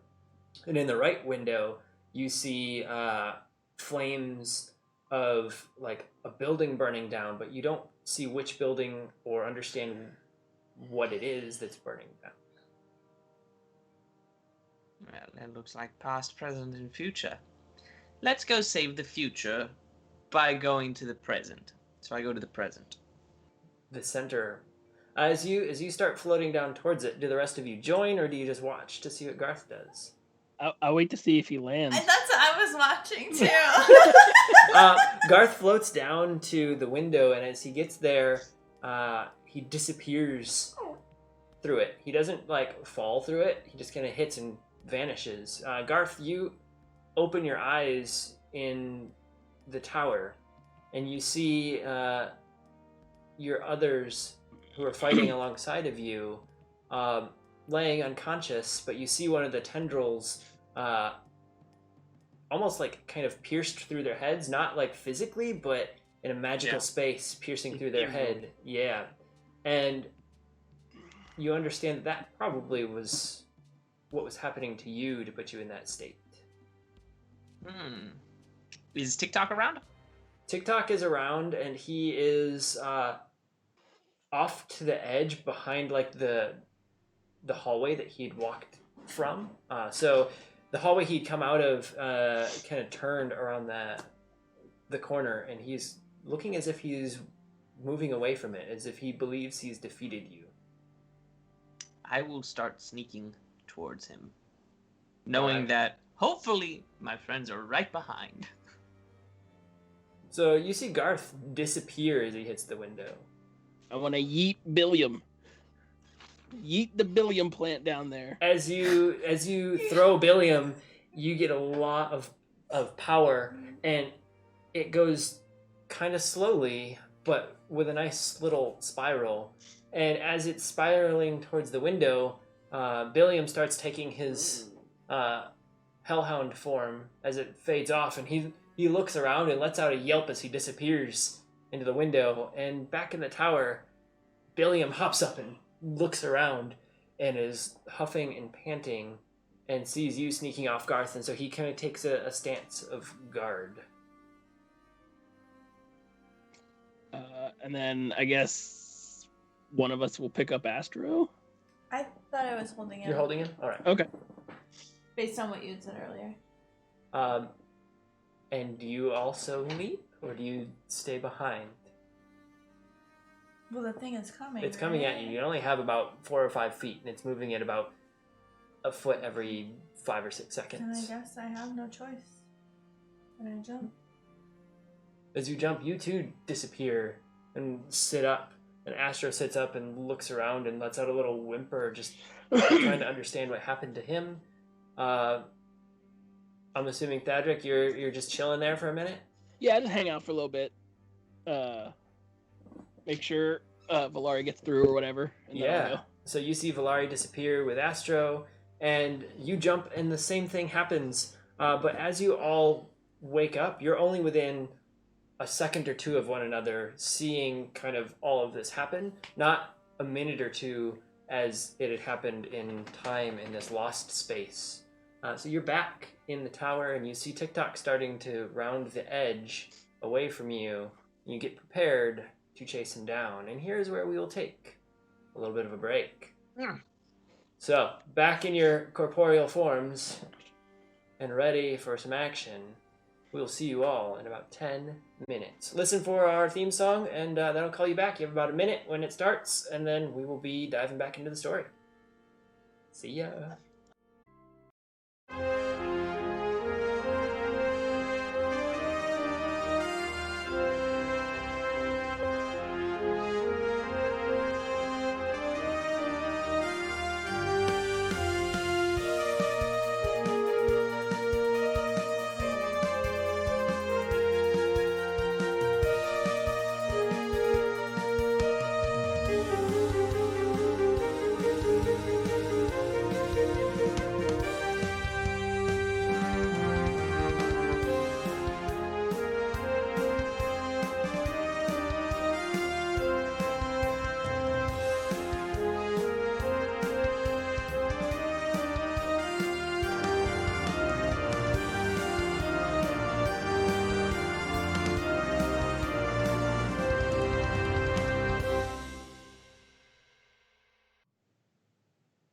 And that's how they all died.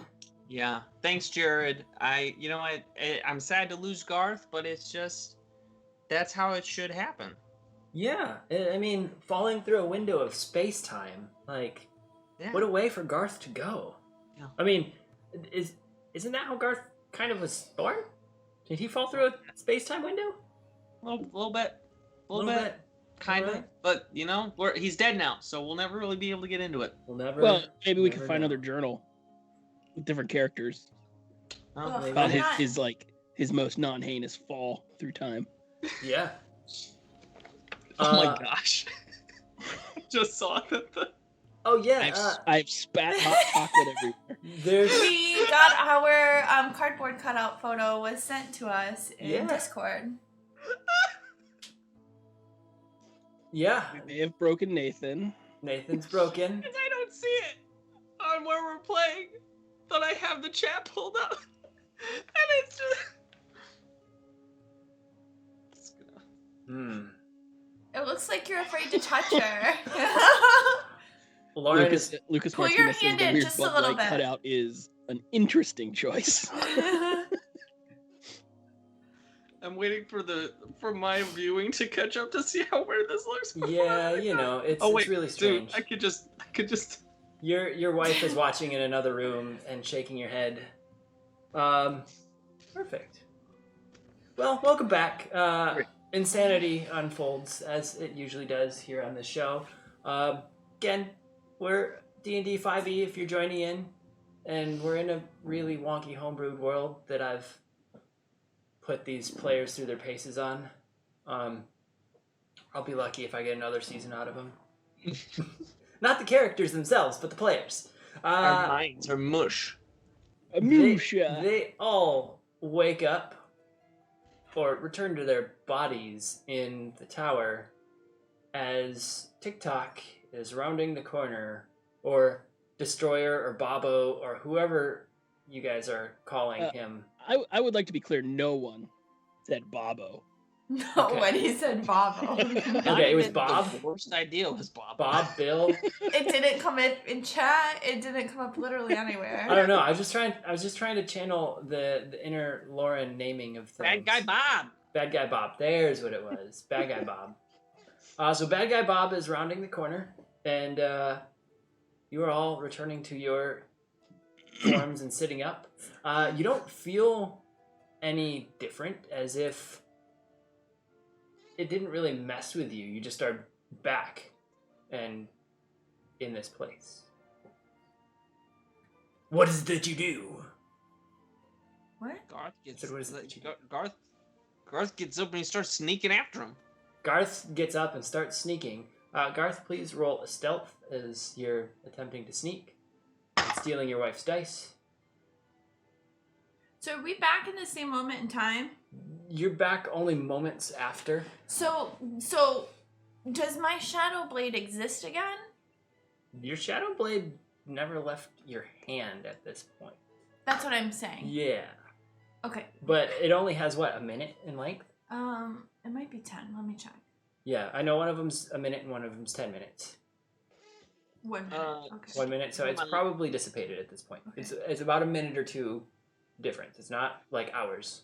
What about the Shielded Faith? That's a 10-minute thing. 10-minute thing, that's still up. Okay. You're about Cool halfway beans. through it. You're about halfway through it. I used one of my luckies. I have a 13. A 13 for stealth. As you go walking forward, your boot catches a little bit of the crackling lightning, the little slats that are kind of cut out in the floor, and stops it for a brief second and makes a few zappy noises up against the wall. And TikTok stops and turns around in his hovering and looks at all of you. I thought I banished your minds. Well, if you're not going to stay in that space, I might just eradicate you fully. I've gotten what I need out of your party. As far as her, and he motions up on the wall where Ari is strapped in and motionless, unconscious at the moment. I waved to her. No wave in return. And as he looks at the group, what he doesn't know hopefully won't kill him. So you see him motioning his hands around. And Garth, you believe him to be trying to cast invisibility at this point. Counterspell. Meow. The little bit of a glow that he was forming in his hands dissipates. Oh, you want to play it that way, huh? Oh wait, never mind. Didn't have that spell slot. He's Didn't invisible. It didn't dissipate. All right. So he laughs as Or you snap your goes to fingers at him. use counterspell and it's like, ha. Oh, right. Well, bye. And he goes invisible. But I believe, how long does your tracking last, Garth? Yeah. So that tracking does last an hour. All right, you can track him. You see a kind of an outline glow of TikTok as he hovers back around the corner a bit and continues his path. Yes. Don't worry. I can still see him. He's still trying to run away. He's moving a little bit slower than halfling run. So if you caught up to him by running, you'd be a little bit out of breath, but you can keep with him if you wish. Yes, I will do that. All right, around the corner down the hall, it's a very dark hallway. A few small glowing flames sit on the walls where one might expect a torch to sit, but there's no torch, just glowing flames of various colors, casting just a little bit of light, only about 5 or 6 feet of visibility around them. So his form, you see the outline go in and out of the shadows, and he's only a handful of feet down the hall in this dark pathway. Those of you who wish to follow won't be able to see this form, but trust Garth in what he's doing, I believe. As he yelled out, I can still see you. Okay. I mean, I'll follow. I'll draw my short sword and follow after Garth. They're going into dim and dark lighting. This is where you shine, Valari. I know. I'll go. You'll go. All right. As you're all chasing down this form of TikTok, you see in the shadows there's some small hallways. At the end of each hallway, it's incredibly dark, but at the very end there's a small glowing pod, much like the walls out in the main room. And in one of them, you notice a child floating in the pod, and it seems that his life force is being sucked out. Judging by the face of Garth over there, this was the little companion that ran off to solve mysteries and fight crime with TikTok, the street urchin known as Barth. Gonna murder that child. What? What? What? Who's gonna murder that? What? Just making plans. Clericy plans over here. Clericy plans. Are you?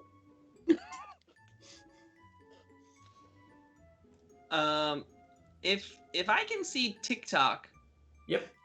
I'd say, and if people have followed me, I'd go, you're gonna want to aim around here, and I'm gonna fire magic missile. All right. But because it's an auto hit, I don't know how we want to do this. I want it to hit near the armband. Yep. Because it's an auto hit, I don't think you really have direction, but I will let you cast it at a higher level to have direction on 3 bolts. So you lose a bolt to have some direction.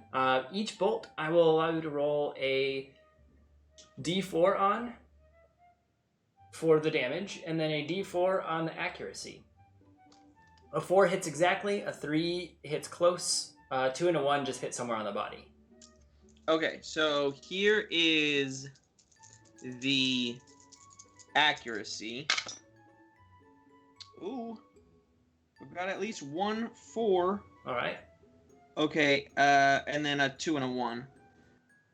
So I'll track. I can track which damage is the direct hit where I wanted it, and that will be 3 points direct hit where I wanted it, and then another 7 points elsewhere.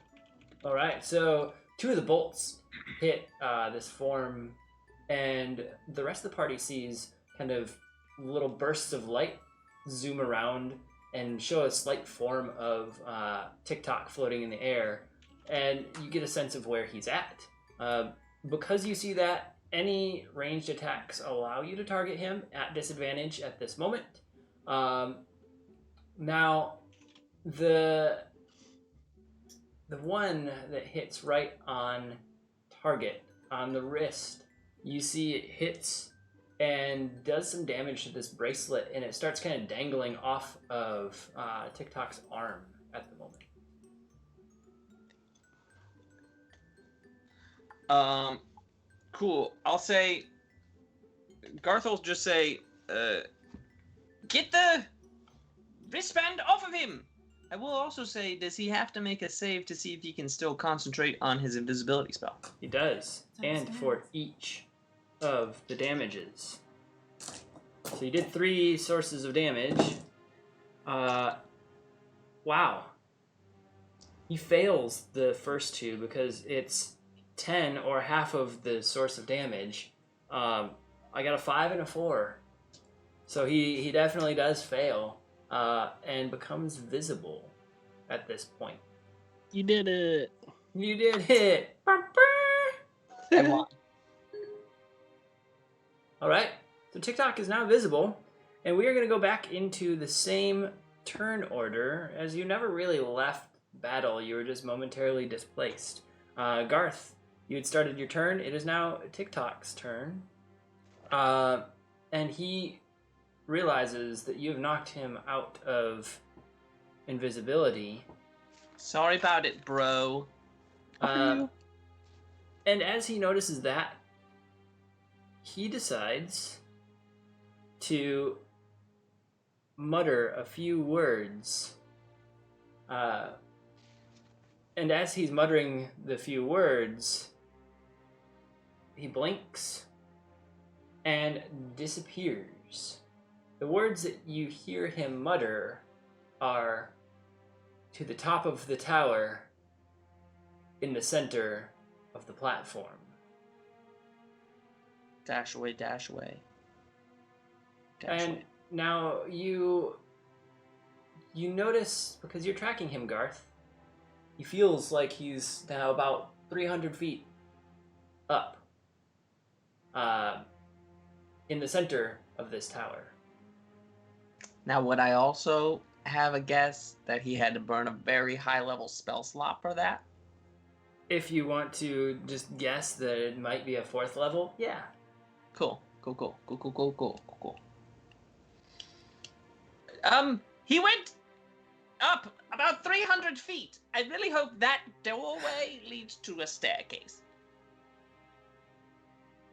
And in your hope, it does. There is a staircase there, a spiral staircase that leads up and up and up. The whole time that you walk towards the staircase, and if you decide to venture up it, Garth, it feels like the presence of TikTok is just circling the top of the building. This is very interesting. He just seems to be walking around in circles. We should probably get up there because it's either nefarious circles or he dropped a contact lens. Because When have you known circles to not be nefarious? It's true.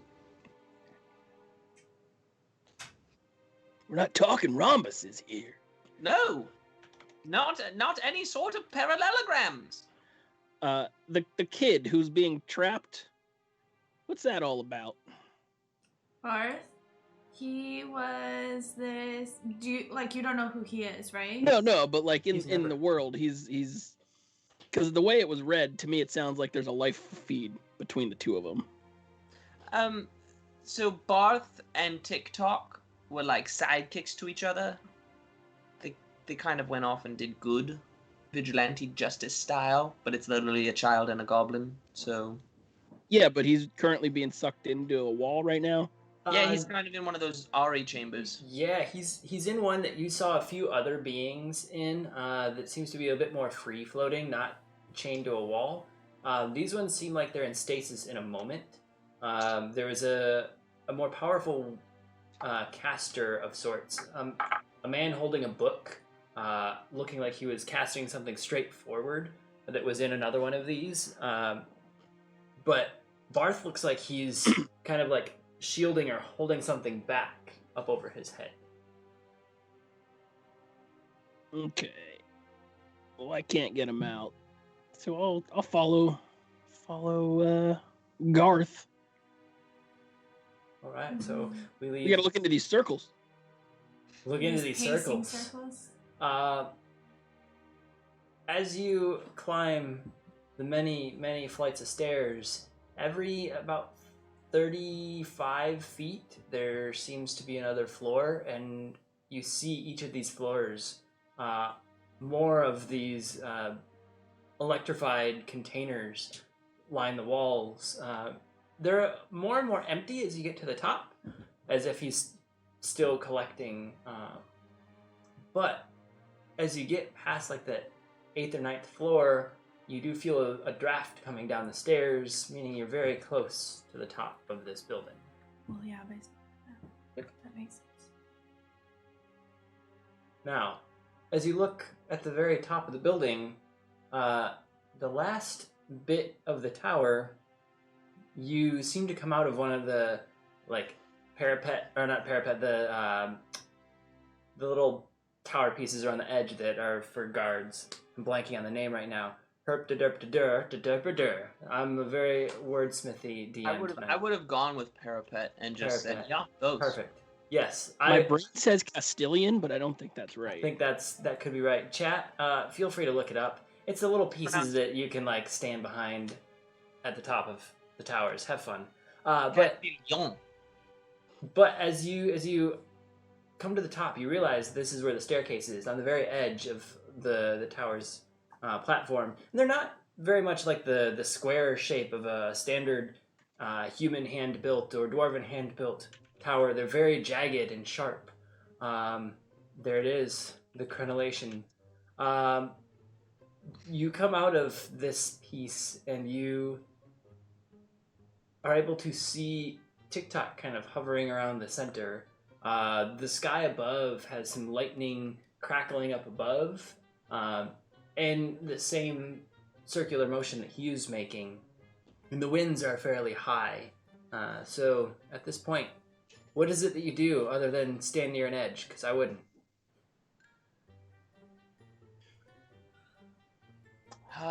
And yes, Valari, it is dark out. Yeah.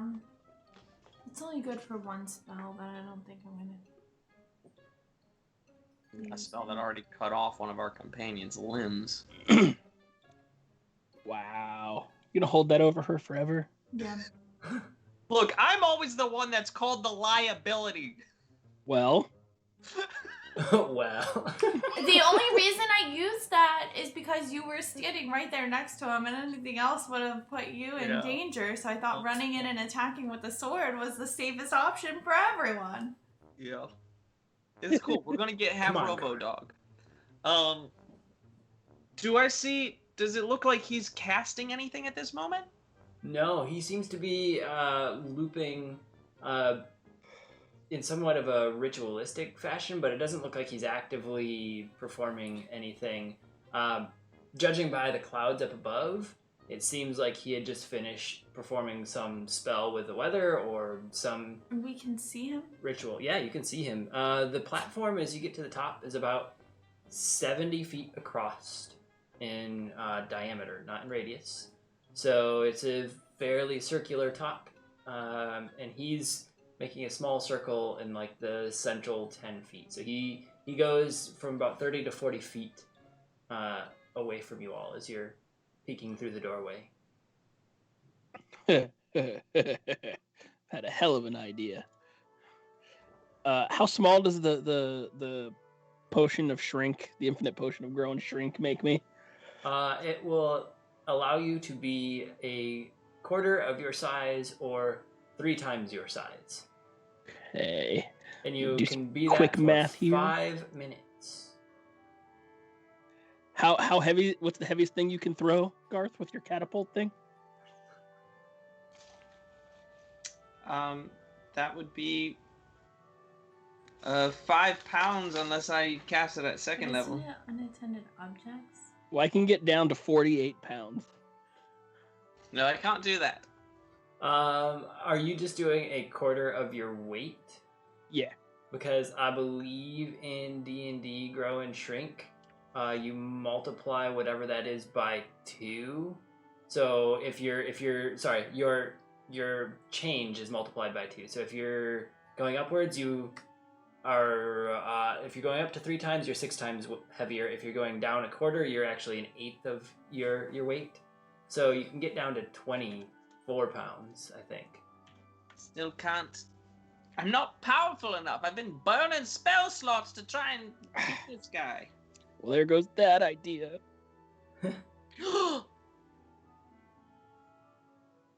I guess I could just gourd it up there, right? Wait. I mean, that is 30 feet. Yeah. 100 feet? Was it 100 feet? It's Valari, you've done about 30-ish feet and landed right where you expected, but it felt a little uneasy at that point, but you felt like you could actually teleport further. He hasn't noticed you yet, so standing in this top small room, you have just a couple moments to plan. And if you do decide to attack, we're going to re-roll our initiative. I only Yeah. have 1 leap on my armband left. So... But I have a lot of range attacks. So I can fight from down here. So, okay, so Garth is like, I have a 1 in 100 shot that something really cool could happen. And then, do whatever you guys want to do. Garth rummages in his bag, and he pulls out a wand that he found in the enchanted forest. The abilities of which are... The wand, when used, swaps all equipped items and clothing to the wrong spots. So, I'm really hoping that when I aim it at TikTok, it will somehow move the cursed item, which has already been damaged, to an area like his ear or something, where it's just gonna fall off. But again, 99 times out of 100, it backfires. You do you, boo. Jared's like, I made this like, item. Why did I give it to you? No, Jared's like, I please told roll you, he's on like, I this. totally Please forgot roll. about this item. Jared's like, please roll this. Please roll this. So I gotta roll a D100, I'm guessing? Yeah, I mean, I can't recall the exacts of this one, but if you get 100, then it does what you want it to. Oh, jeez. Oh, I've only gosh. gotten that like twice out of all the times I've rolled. And Cardboard Ari is going to be watching your roll. I know. You can verify this. Yes, we'll tell the truth. Always. Yeah, I had to look it up in the text you sent me. And you definitely clarified after I was like, I can just aim this at someone and it works? You were like, yes, but it backfires 99 out of 100 times. So, sorry, these aren't gonna roll 100. 68. 68. Nice. As you attempt to fire a shot of this clothes changer, swapper, whatever wand you believe it to be, you poof in smoke briefly, and nothing happens elsewhere except on your person. On one hand, you have a boot. You've somehow got your pants on your chest, and you've got your hands through, and your tunic is now around your waist. Your bag is on your head, and you are in complete shambles as far as your clothing goes. So this literally backfired. Yeah, it literally backfired. But look, if it had worked, And I didn't do anything cheating wise to just say, yeah, I did it. Because it would have been awesome. Here's my question, because I'm truly like curious about the mechanisms of this. So now that all his stuff is in the wrong place, does that mean it takes him longer time to grab something? He's got a boot on his hand. He can take the boot off of his hand, but he I has know, to like. but like if he has to like find his pack and figure out like or like his belt is in the wrong place and he has to find that. Like that's what I'm asking. It's his bag is now. Most of the contents are still in there, but some of it's in random pockets on your person, and your bag is. It looks like someone just took it and shook it all over. So, you're a bit of a mess right now, Garth, on your attempt to do something really cool. Fluffy Walrus, Lauren had stepped out, and we also entrapped her in a wall. Way to go, guys. So the party is trying to save Ari at the moment. So we have her cardboard cutout fill in. But yeah. But that would have been real cool if it had worked. Yeah. Well, it didn't work, and now everything's a mess. Fortunately for you, all of your books were in neat order and your potions closed up, so nothing exploded in your bag. They're just out of order. But you do notice as you're peeking through it all, unfortunately, a few of your books, the bindings have swapped between the contents. Okay, I feel like that was excessive, Jared. That was excessive. I didn't roll a 0, 0, That was 1. excessive. It backfires. It was either all or nothing. It wasn't a critical fail. So are we gonna like fight this guy? What's our plan now? Well, his thing went off. I have an idea. It's not a good idea, but it's an idea. I'll just chromatic orb his butt and I don't want to kill TikTok. I don't know that there's any TikTok left. There's always TikTok left. He spoke to us. That's how we figured this out. Yeah, but then he faded away. I want to slip the immovable rod into my belt pouch just so I have it, or like right in my belt so it's handy. Okay. Then I want to shake the gourd and I know exactly be directly on top of TikTok to initiate a grapple as I fall. All right. So you shake and you focus on the top of TikTok's head. You blink and open your eyes, and you are just above TikTok and getting ready to fall. Please initiate your grapple, and that means I have to do a strength check. I'm just it's not the worst. like those wizards. What am I adding to this? What are you adding to it for your grapple? I believe it's just a straight up strength. Strength, right? Yes. TikTok had rolled a total of 15. Well, I've rolled let's see here. It's a 15 on total, or 12 plus my 3 strength. But I'm just checking the grapple rule. I want to make sure I don't get a crazy nonsense. Yeah, totally. That's not there. I feel like I have a 15. So you feel like you have a 15. I believe, as in all things, tie goes to the attacker. So you do initiate and get the grapple, as expected. So this. Oh, it's strength athletics. Strength athletics. So I mean, it'd be the same result. Yeah. Unless you had something special in your athletics. Yeah. So you get the grapple and you come down and get your arms around TikTok as you're falling and are able to pull him down to the ground. At this point, that does initiate a turn order sequence, and I need everyone to roll for initiative. Oh yeah, now you roll good. This makes sense. Garth? Everywhere. I'm a 9. 9. Cedric? 19. 19. Valari? I have a 4. Astro has a 17. Whoa. Go Hound.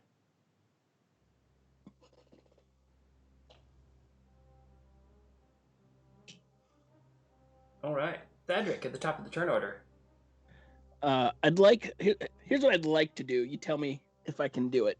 Yeah. I'd like to take the rod and press it into like his sternum and press it down against the ground to where it hurts and is uncomfortable, but if I lock it, he can't move out. That makes sense? Yeah, it does. Like So I don't want to impale him, but I want to physically pin him to the ground with something that cannot you've got him move. grappled and you're just trying to hold him there. Yeah. Perfect. Yeah, I will allow it.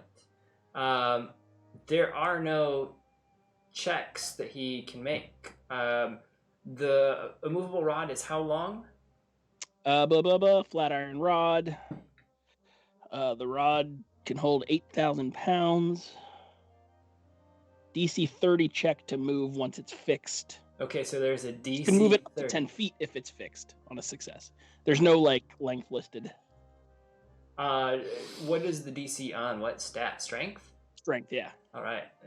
There's absolutely no way that this guy will be able to do that.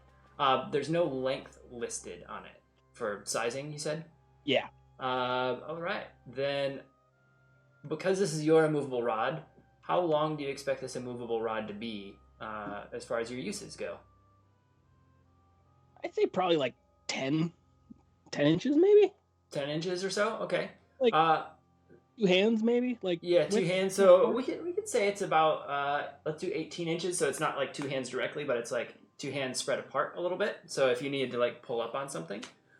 Meaning with TikTok's little hands, he may be able to try to reach up there, but it's going to be like a dex check for him to get his hand up if he understands what's going on. So, it is his turn. This changes up things. I got the stuff that I was gonna do is now different. Garth, take your pants off your face and let's go.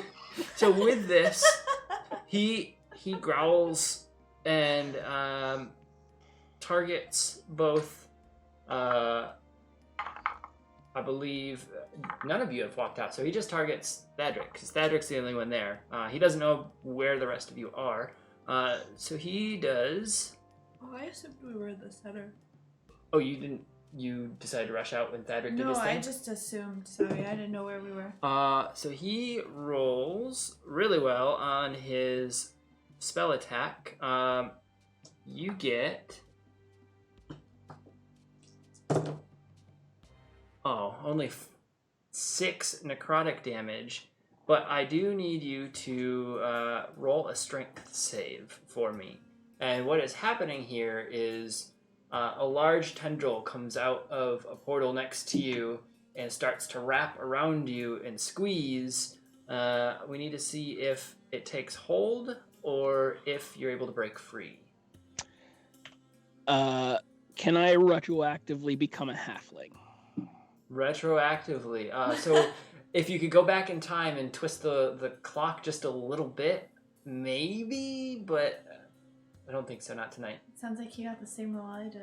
Well, then 4 after it's 4. modified, yeah. After the modification, you are restrained and being held tight, your arms stuck to your sides. On your turn, you may do the same exact effect. This will last upwards of 10 turns. So you're being restrained right next to him at the moment.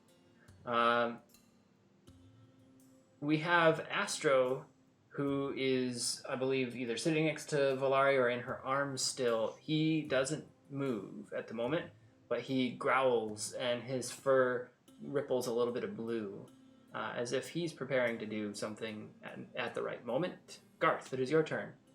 Hands face McGee. Yeah. I think Garth is just gonna probably fire a firebolt at the tendril that's restraining Thadric. All right.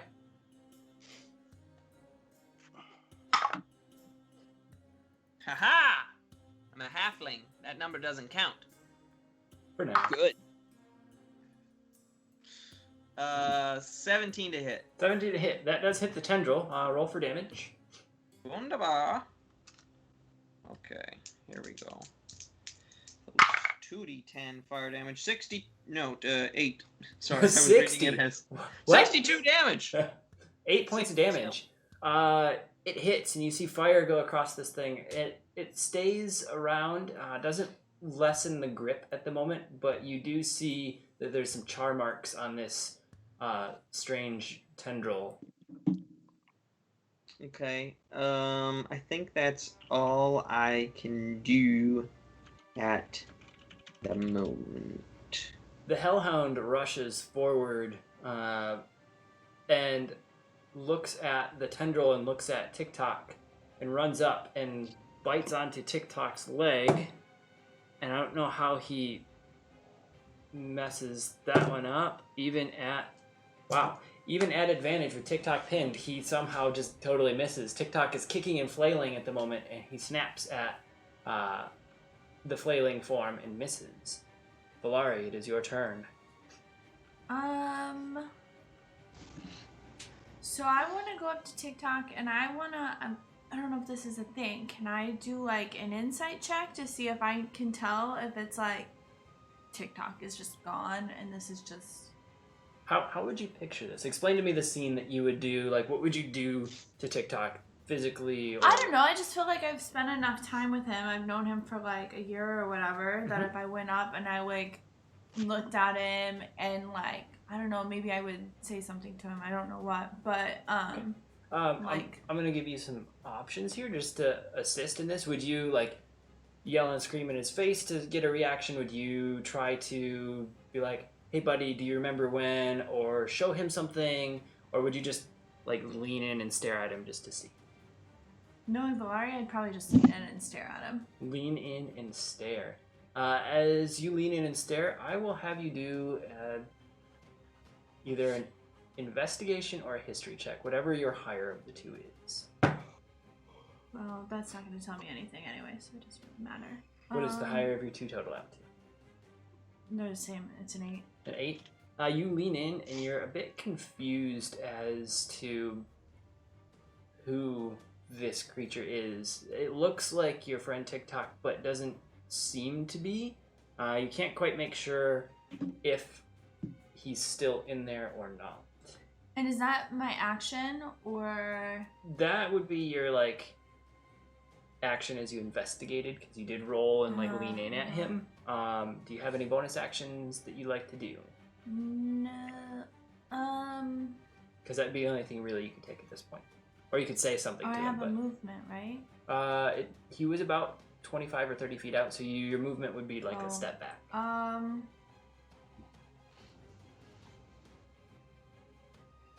Interesting situations when non-standard combat happens, huh? Yup. Could I... Oh, it's a cantrip. It's not a spell. Dang it. Well, never mind then. I guess I'm not doing anything else. Even with sorcery points bonus actions? Is that what you're looking at? Well, because... Yeah, no, Okay. because the only things I can do is cast, like, and I have, like, all combative spells. That wouldn't be really helpful. Or I cast Shadow Blade and I can't do anything with it, so... Alright, then we go up to Thadric's turn, who can roll to escape this clutch of doom. Strength, right? Strength. Correct. Are you butzing me right now? But Hold on, I have to make sure that's not a 7. We're all rolling like poop. Okay, it is a tonight. 7. So 10. 10. You flail and wiggle around, but you're unable to get free. It doesn't do any more damage to you, however, so that's a good thing that you don't feel the burning necrotic sensation across your form. It is this creature's turn again.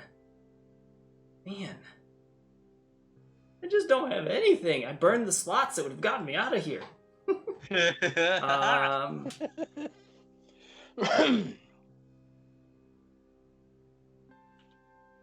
I do have one here. Perfect. So I need Valari,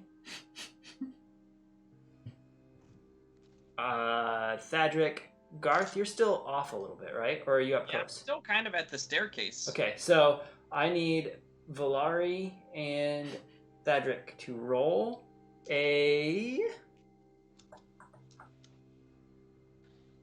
Where is it? I just read it. Strength saving.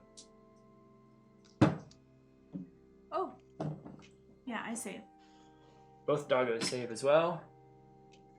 How are I'm we just doing gonna over make a new character. This is ridiculous. there? 5. 5. All right. You take 3 points of necrotic damage, and you feel that you're not able to react until this creature's next turn. So you lose your reaction for a turn. Everyone else in the vicinity takes 1 point of necrotic damage. Man, big spender on these here. We go to Astro, who is in the arm of Valari at this point, and he hops down out of her arm and puts his face right over TikTok's and growls at him and bares his teeth. And it looks like he is ready to bite if TikTok were to make any moves here. Garth.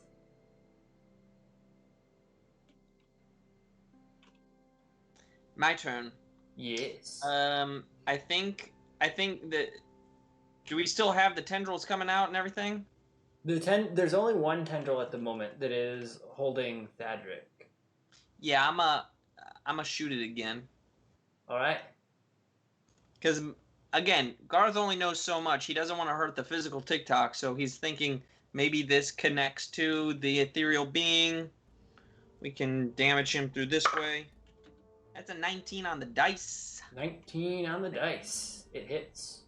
All right. Let me get those 2d10s. So roll up 6 fire damage. 6 fire damage. All right. You see that the tendril burns up a bit more, and it starts to loosen its grasp a tiny bit on Thadric. So Thadric, you are able to roll at advantage on your next attempt to escape. But it does seem to still be in existence, holding on to Thadric. The Hellhound that is right there, again bites out at TikTok, as he seems to be the source of the problems, and does latch into his leg, and does 11 points of damage. 8 of it is fire damage. So he Nice. he latches into the leg, and again you see some sizzle and smoke. Now we go to Valari. So he's restrained by the thing. Astro's standing over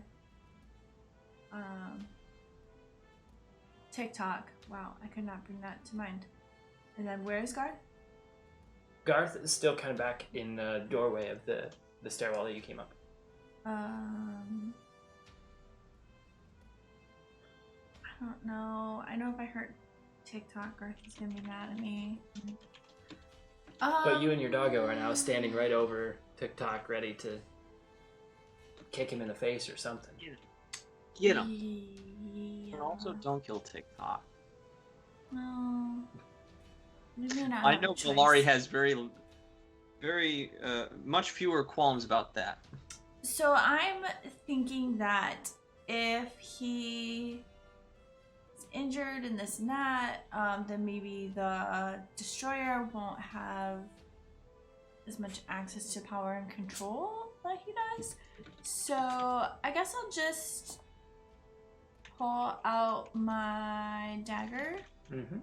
and I'm just gonna not too terribly, but I just want to cut his leg, kind of. All right, roll to hit. It's a 19 on the dice. All right, roll your damage. And because you're kind of cutting the leg, we are at bloodied at this point, and just barely. So I would say if you're doing melee damage and you don't want to kill, as some of you are trying not to kill, call it out. You don't want to kill with it. Which is what I said, right? Mhm. Okay, so that's 4. All right, you slice into his leg, and he lets out a bit of a yelp, and then, you think that's going to kill me. Thadric, it is your turn, sir. You're still... And I have advantage thanks to Garth. Thanks to Garth, yes.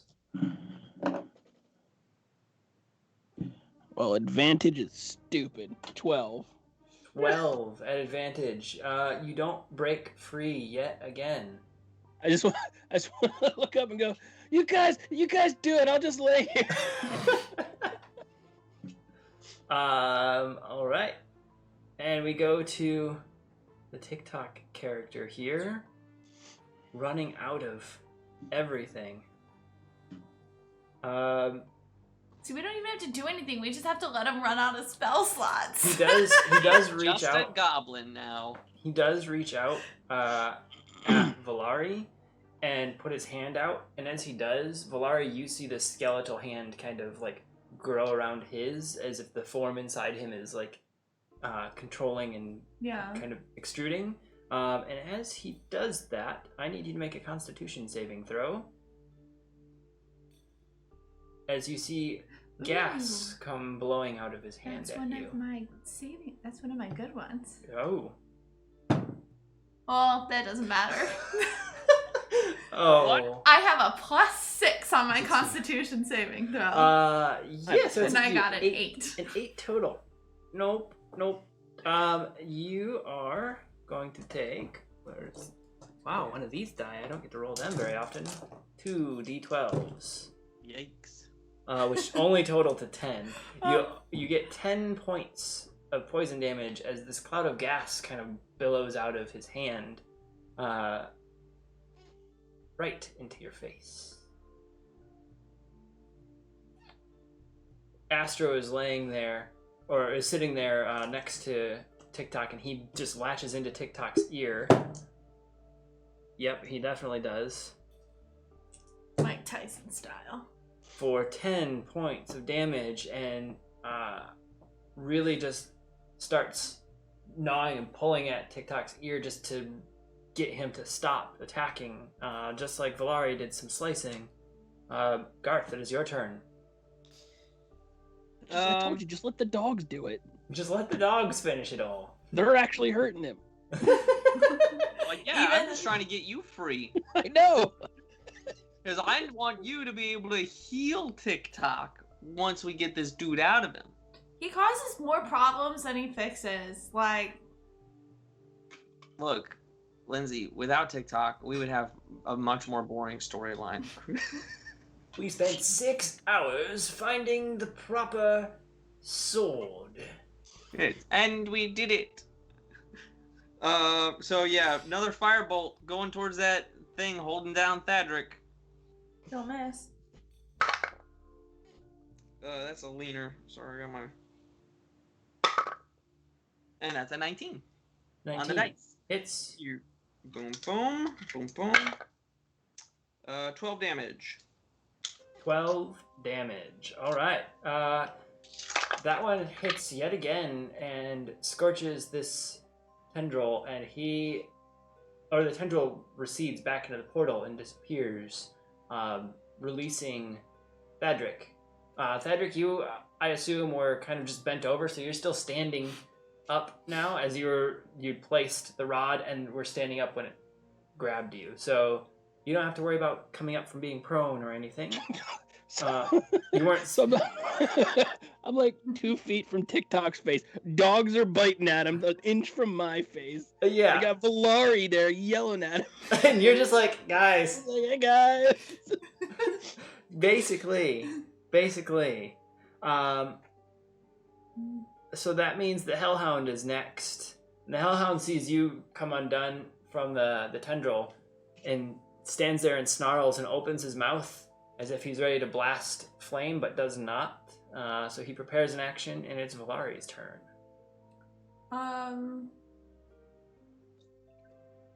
But TikTok's not attacking, and he's free. I don't know. Garth, I'm not allowed to kill him. I don't know what to do.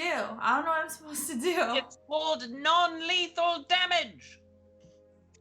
But Kill it's- the dude. Right? I'm gonna stab him in his shoulder with my dagger. All right, roll to hit. Non-lethally, I guess. Non-lethally if I have to. This time. Oh, that was... no, it's fine. I'm not stabbing him. Oh, maybe. It's a 14? 14, it hits. Please roll your damage. It was, a 6. 6 points of damage. All right. He lets out another yelp and a whimper, and then laughs yet again as it's hurting the form that he's in, and whatever is inside is taking some of that pain. Thadric, it is your turn. Okay. I stand up. He's still pinned, yeah? Yeah. I stand up. I draw my mace. And then I face plant him with the mace. Maybe. You gotta roll it. Well, I get advantages. It's probably a good thing Ari's not here to see this. Here comes the nat 1 on both. The end of TikTok. Good thing I had advantage, because one of them was a 1. The other one's a 5, but comes out to be an 11. You smash the mace right next to his head, and it sinks kind of into this strange material that the tower is made of. Recalling now that you're on something that's interplanar, and this material is very hard metallic with kind of lights glowing through it all. And it sinks in almost as if the hard surface accepts the mace a bit. It doesn't like crash into it, making it a bit of a challenge to pull out when you do so. It is this enemy's turn, and he laughs quietly and closes his eyes. Well, good luck. And he grabs onto the immovable rod, smacks one hand on the ground next to him, and from about 10 feet above you, a torrent of water just drops out of the sky. I need all of you. Well, Garth, you're far enough away, you'll get splashed, but I need everyone else to roll a strength save. Okay? Might I say, possibly, if Thadric knows he's got an immovable rod there and is right next to it, could he roll a dexterity save? Yeah. Would he still need to roll? Oh, we don't want that. I'd rather have the strength save. Okay. Or, Yeah, dexterity or save, yeah. Valari, who's also right there. Valari, would you rather? You saw this rod in action. It's multiple not times gonna now. make a difference. Okay. I'm not saving this one. All right. It's a solid 7. All right. None of the creatures had saved there. You're all toppled to your sides as this torrent of water comes down, and you take each 5 points of bludgeoning damage, and get slid 20 feet from the center. So now you're only about 10 feet from the edges of this water. Or, sorry, From you're the 10 edge. edges of this tower. And the water is sloshing off the sides. Garth, you get hit by some of the water, but it doesn't remove your footing. It's already on your hand. Your boot, hot. But That's how you do a pun. That's how you do. Yeah, whatever. You are able to stand there, but the water rushes and soaks your shirt that is around your waist at the moment, and you all feel the cold winds that have been whipping the top of this building. So you're all prone and pushed off to the edges, and TikTok is laying there drenched and cackling. Astro gets to his feet and then kind of sits down and shakes and lets out a little bit of a whimper. Garth, it is your turn. Garth is going to have a memory of recent dealings with those who inhabited our friends, he's going to take his bag off of his head, and I think it would probably take his whole turn because everything's moved around. He's going to locate the phylactery that he has. Okay. And remove that. So you're holding the little metal vial? Yep. Okay. And he's going to shout out, "If we get him out of TikTok, I think I can contain him!" Does that mean I get to kill TikTok? Does that mean I get to kill TikTok? No! He says. Or only temporarily! How do you... Save a heal, man. Save a heal. Save a heal. Alright. Well, the Hellhound stands up with a bit of a limp and shakes and sizzles as the water turns to steam on him and walks over towards the stairwell, limping just a bit as he's backing away from the battle for a minute. Valari, it is your turn. Well, I'm not allowed to kill him. I guess I'm gonna run up and stab him again, non-lethally. Non-lethally. And I get the stab with a 24. Yeah, that hits. But I do 3 points of damage. 3 points of damage. Could be all you need, but isn't this time to knock him unconscious. You stab him again out of frustration. Valari, I need you to roll your D100 because now you're just fuming at this mess. It's a 41. 41 brings us to something magical, something magical, something magical. A unicorn would be so useless right now. Roll 2d10s for me. Again? You gain 10 points of health back. Oh, I'm not bloodied anymore. There you go. You feel a rushing wind go throughout your body, and a couple of the cuts and scrapes you have just heal right up. Your wild magic is all right sometimes. Sometimes. Perfect. So that brings us to the top of the turn order with Thadric, as you've been sloshed towards the edge of this building. I don't know how to get a guy outside of another guy. Just like kill him, but don't kill him. Well, I mean, I could bring him back if I kill him. Well, then kill him. I kill him. I'll hit him with What? a yeah. I'm gonna hit him with a guiding bolt again. Guiding bolt, so you stand up and you hold that pendant, right? Yep. All right. Fire my radiant magics. Good thing I can bring him back to life. You don't have So, to. we do crits full base plus the roll, right? Yep. What a weird time to crit. Yeah, right? I've been rolling crap all night. Oh, God. 38 damage, sir. 38 damage. How does this look? That's like Brilliant. literally, it's like blinding. Just shots of... I imagine it looks like, you know, when blacksmiths hit hot iron and, like, the Yeah. Detra shoots off. I imagine it's like a line of hot iron with the Oh. little sparkles popping off.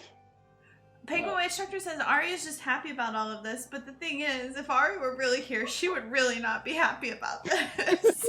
She would be so mad right now. As She's just cardboard. As you fire the shot out, and it looks like molten metal and sparks flying from it, and it hits the form of TikTok and does a massive amount of damage, an explosion occurs at that point, and the smoke dissipates a bit, and there's a crater in the top of this rooftop. The immovable rod does get pushed up and over about 10 feet. So it's now floating up in the air, out of just a standard jump up and reach. And the remains of TikTok are not there, but a ghastly figure floats where this explosion had occurred. 6 arms, 2 legs, very tendril-esque hair. It seems to be about 4 eyes on the face, and it's a withered, leathery, old-looking figure. Garth, before anything happens, what do? You have I would your like finger to up. open the phylactery and As like you- run up to him. As you do that and you run up to him, nothing happens to pull the form into the phylactery. But the closer you get, the colder everything feels, to the point where when you get super close, you see some of the water that was on your hands from rustling around your bag and getting damp turns to ice, and you feel it in your skin as your skin starts to almost like stiffen, and the voice from this creature booms out. You thought you could stop the destroyer. Well, I have just torn holes in all of the planes. Wait, I have a nat 20, right? Still? Did you? From what? You got one? From what? Oh yeah, from no, Anonymous. From, From the anonymous gifter. anonymous. Oh yeah, you did. Yeah. Okay. I'm gonna chromatic orb at level. We'll just do 3. I'll save the 4th one for later. So I'm gonna do chromatic orb at level 3, and that's gonna crit hit. Mm-hmm. This It's gonna guy. crit hit. So roll So your damage. it's gonna do 5d8s base. Okay. 1, 2, 3.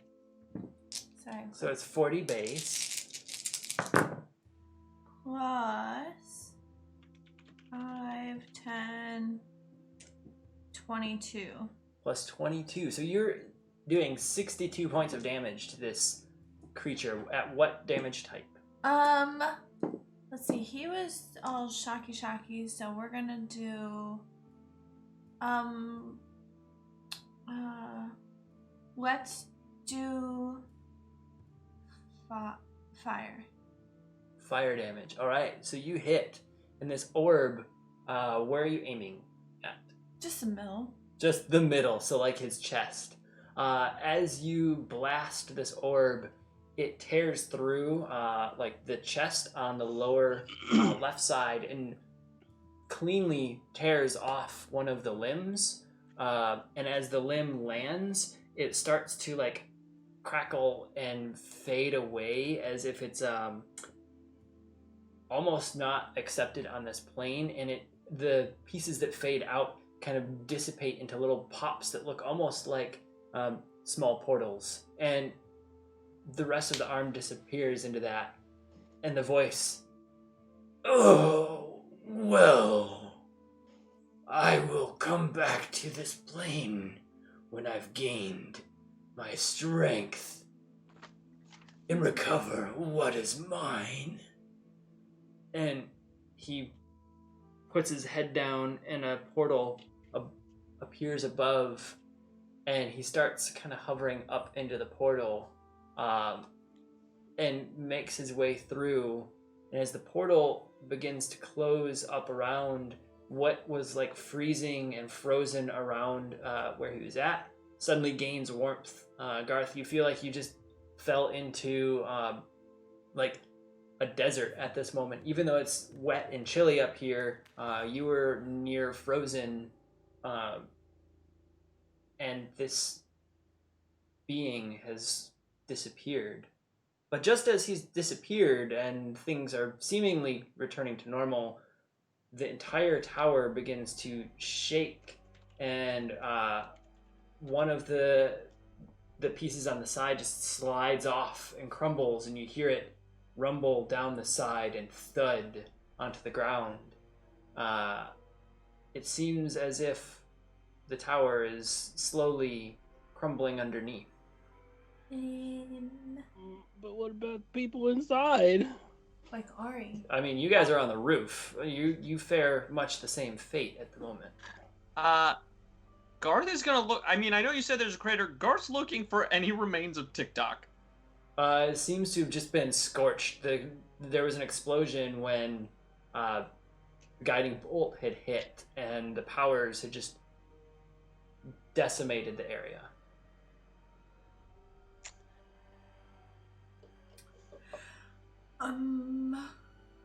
We either need to stabilize this tower or get the heck out of here. How high up is the tower? It's about 300 feet from the Well, ground Well, level. Rope. from the last board that we were at, but that was like 3 floors up already. Well, we could loop. Because I have this rod that I'd like back. It's been pretty handy. The roof continues to rumble a bit, and another small piece falls off from the top. All right, let's go. Let's get down, see if we can get Ari out. Quick, just stand underneath it. Pick me up if you like. I can try and grab it for you, but I just start swinging Garth around. How far is it? you said it was 10 feet up, just right? out of range. It's Then about 10 use- feet up. Oh, you can't use. Yeah, you have the gourd. You can. I've used it 3 times a day. I Use just your lift gourd. Garth up to yoink it. Garth, you're able to get your hand on the rod. I'll need a strength check to see if you can pull yourself up. That ain't a specialty.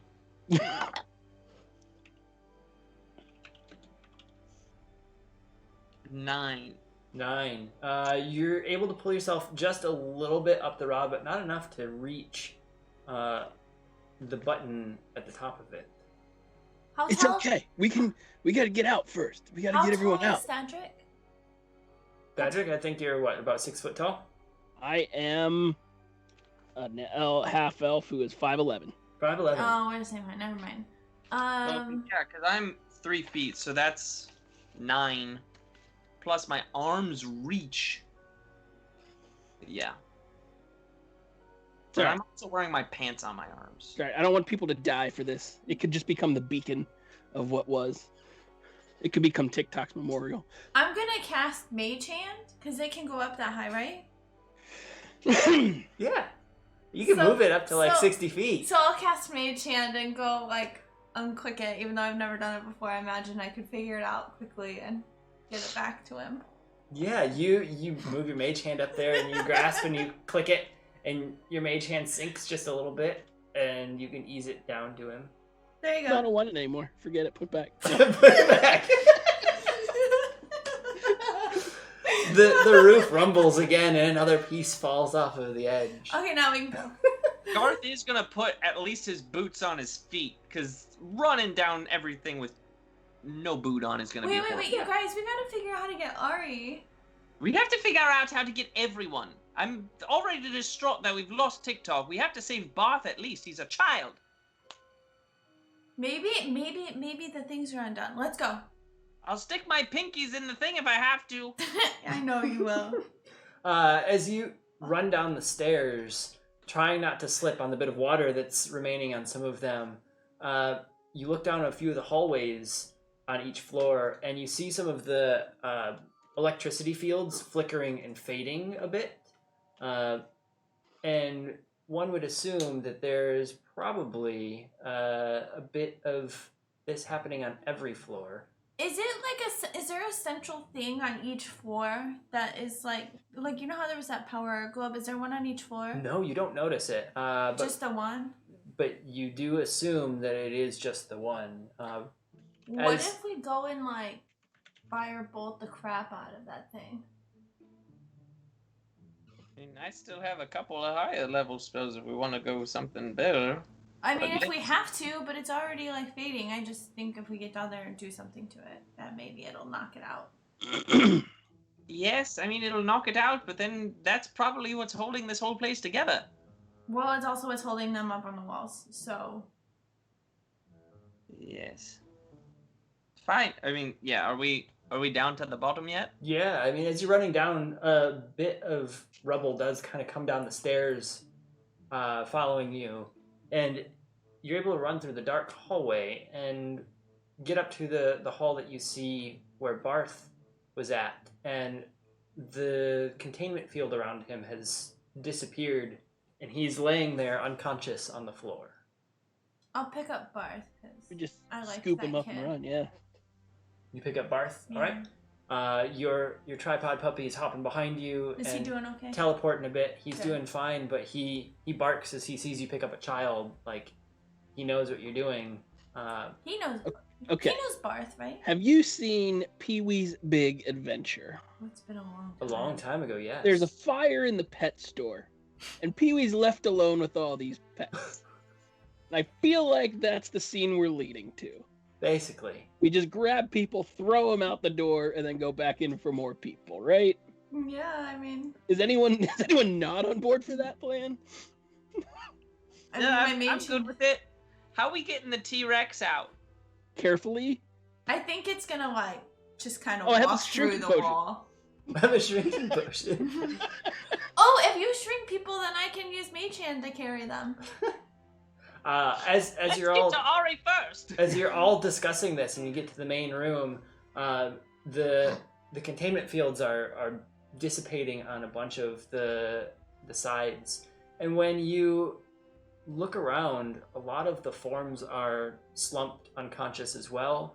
A couple of the forms seem to be much older, and they've become a corpse and have fallen down into piles of bones at this point on the floor. The electricity is dissipating all into that central hub that you're talking about that's near the doorway, and the containment field around that disappears, and there's a small bright purple gemstone that sits in that little container on the pedestal. You see Ari up on the wall, and she's only a couple feet lifted from the floor. She appears to be breathing, but also unconscious, and strapped with a couple leather straps to hold her up against the wall. Patrick, get Ari. Can I grab the purple gemstone?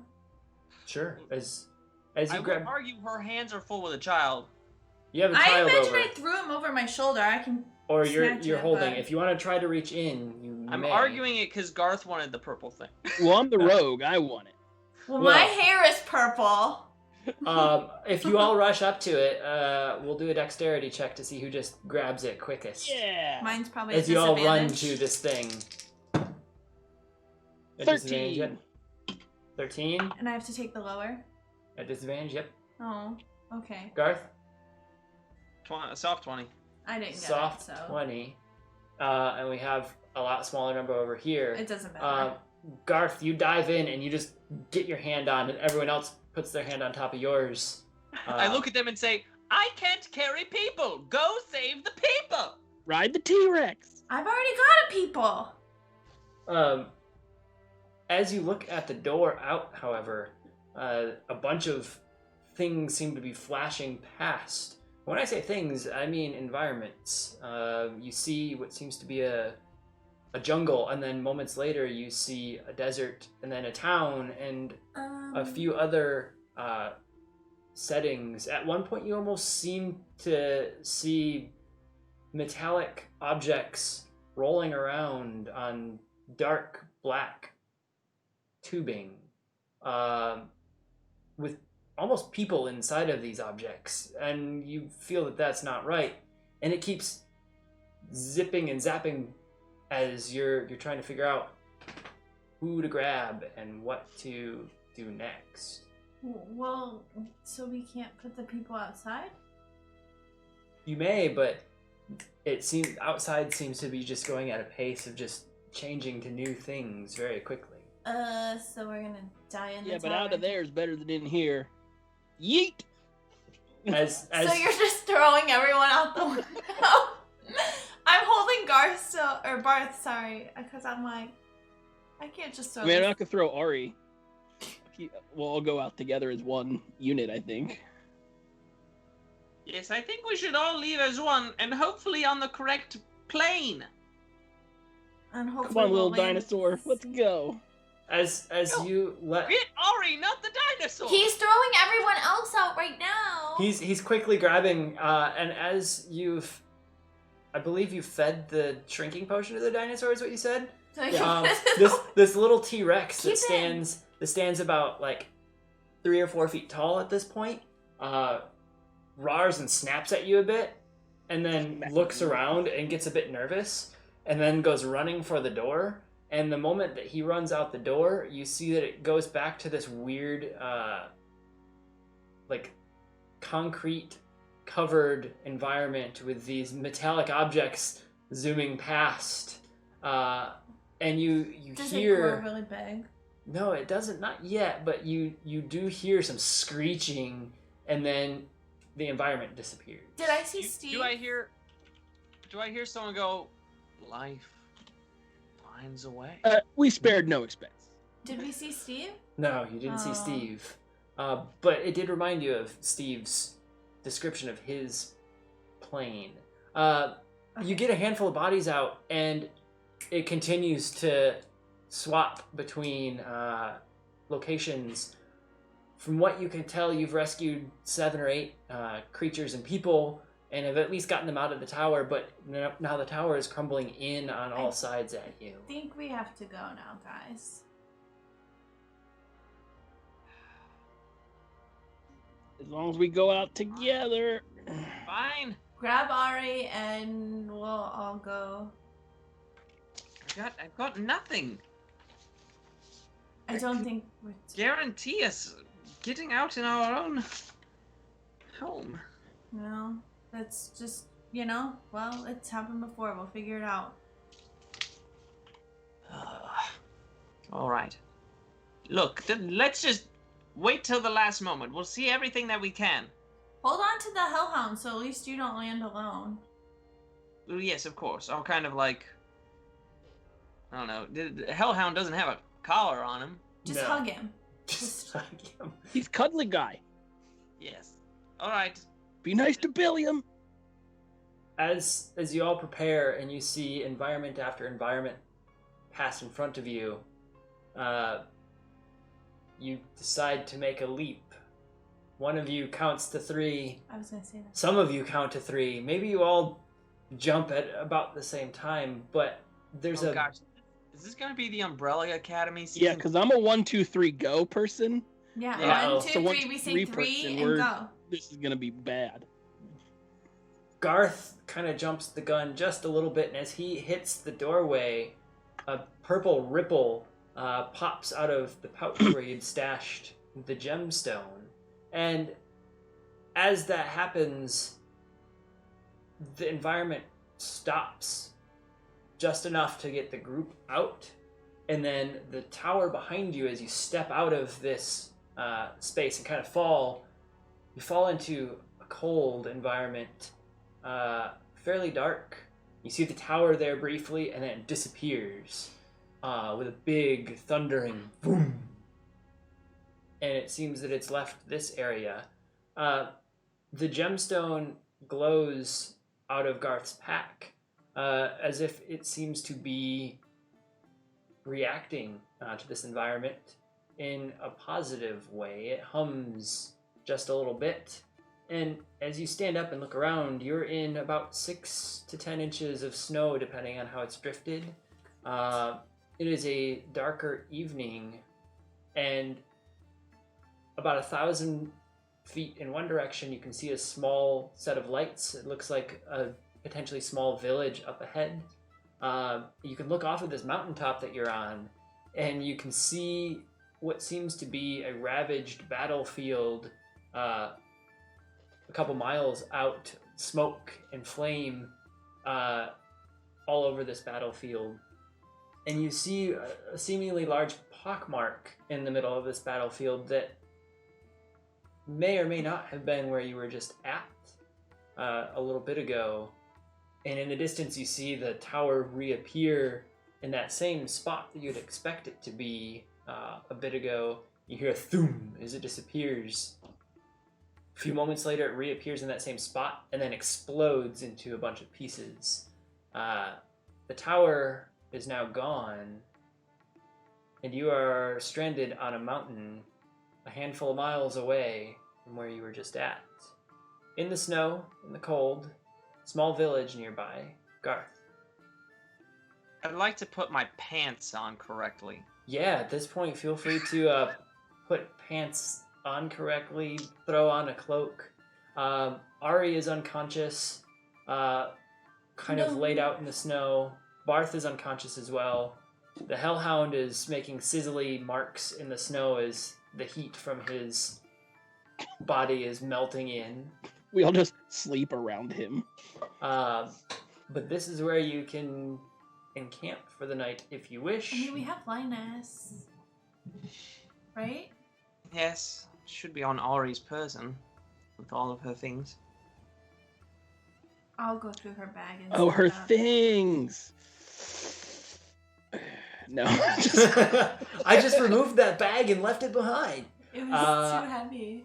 Linus is found very quickly and able to be set up as it's very dark. Your damp clothes are now starting to freeze a bit in this cold. As you set Linus up, the Hellhound sits just outside as his first step in started to singe one of the pillows, and a couple of the goblins put their hands up and flailed as if they didn't like what was going on. So the Hellhound sits guard out of the front door. You see his small tail waggle just a bit as he's happy and cooling off for the first time in some time. Inside, there's a very, very small, cozy setup. It looks like almost the entryway to an inn. The tables and the bar top are much lower. They're built for these little pillow goblins, and there's a small doorway you can crawl through that they're beckoning you to, and there's beds on the other side. Over the mantle, you see a small blanket sewn with a red dragon head on it, as it seems that this is the first pillow goblin stumble on inn that has been commissioned. So tonight you are in Linus and able to rest and recover, and hopefully Ari gets over her feeling flat, and we can adventure again in 2 weeks.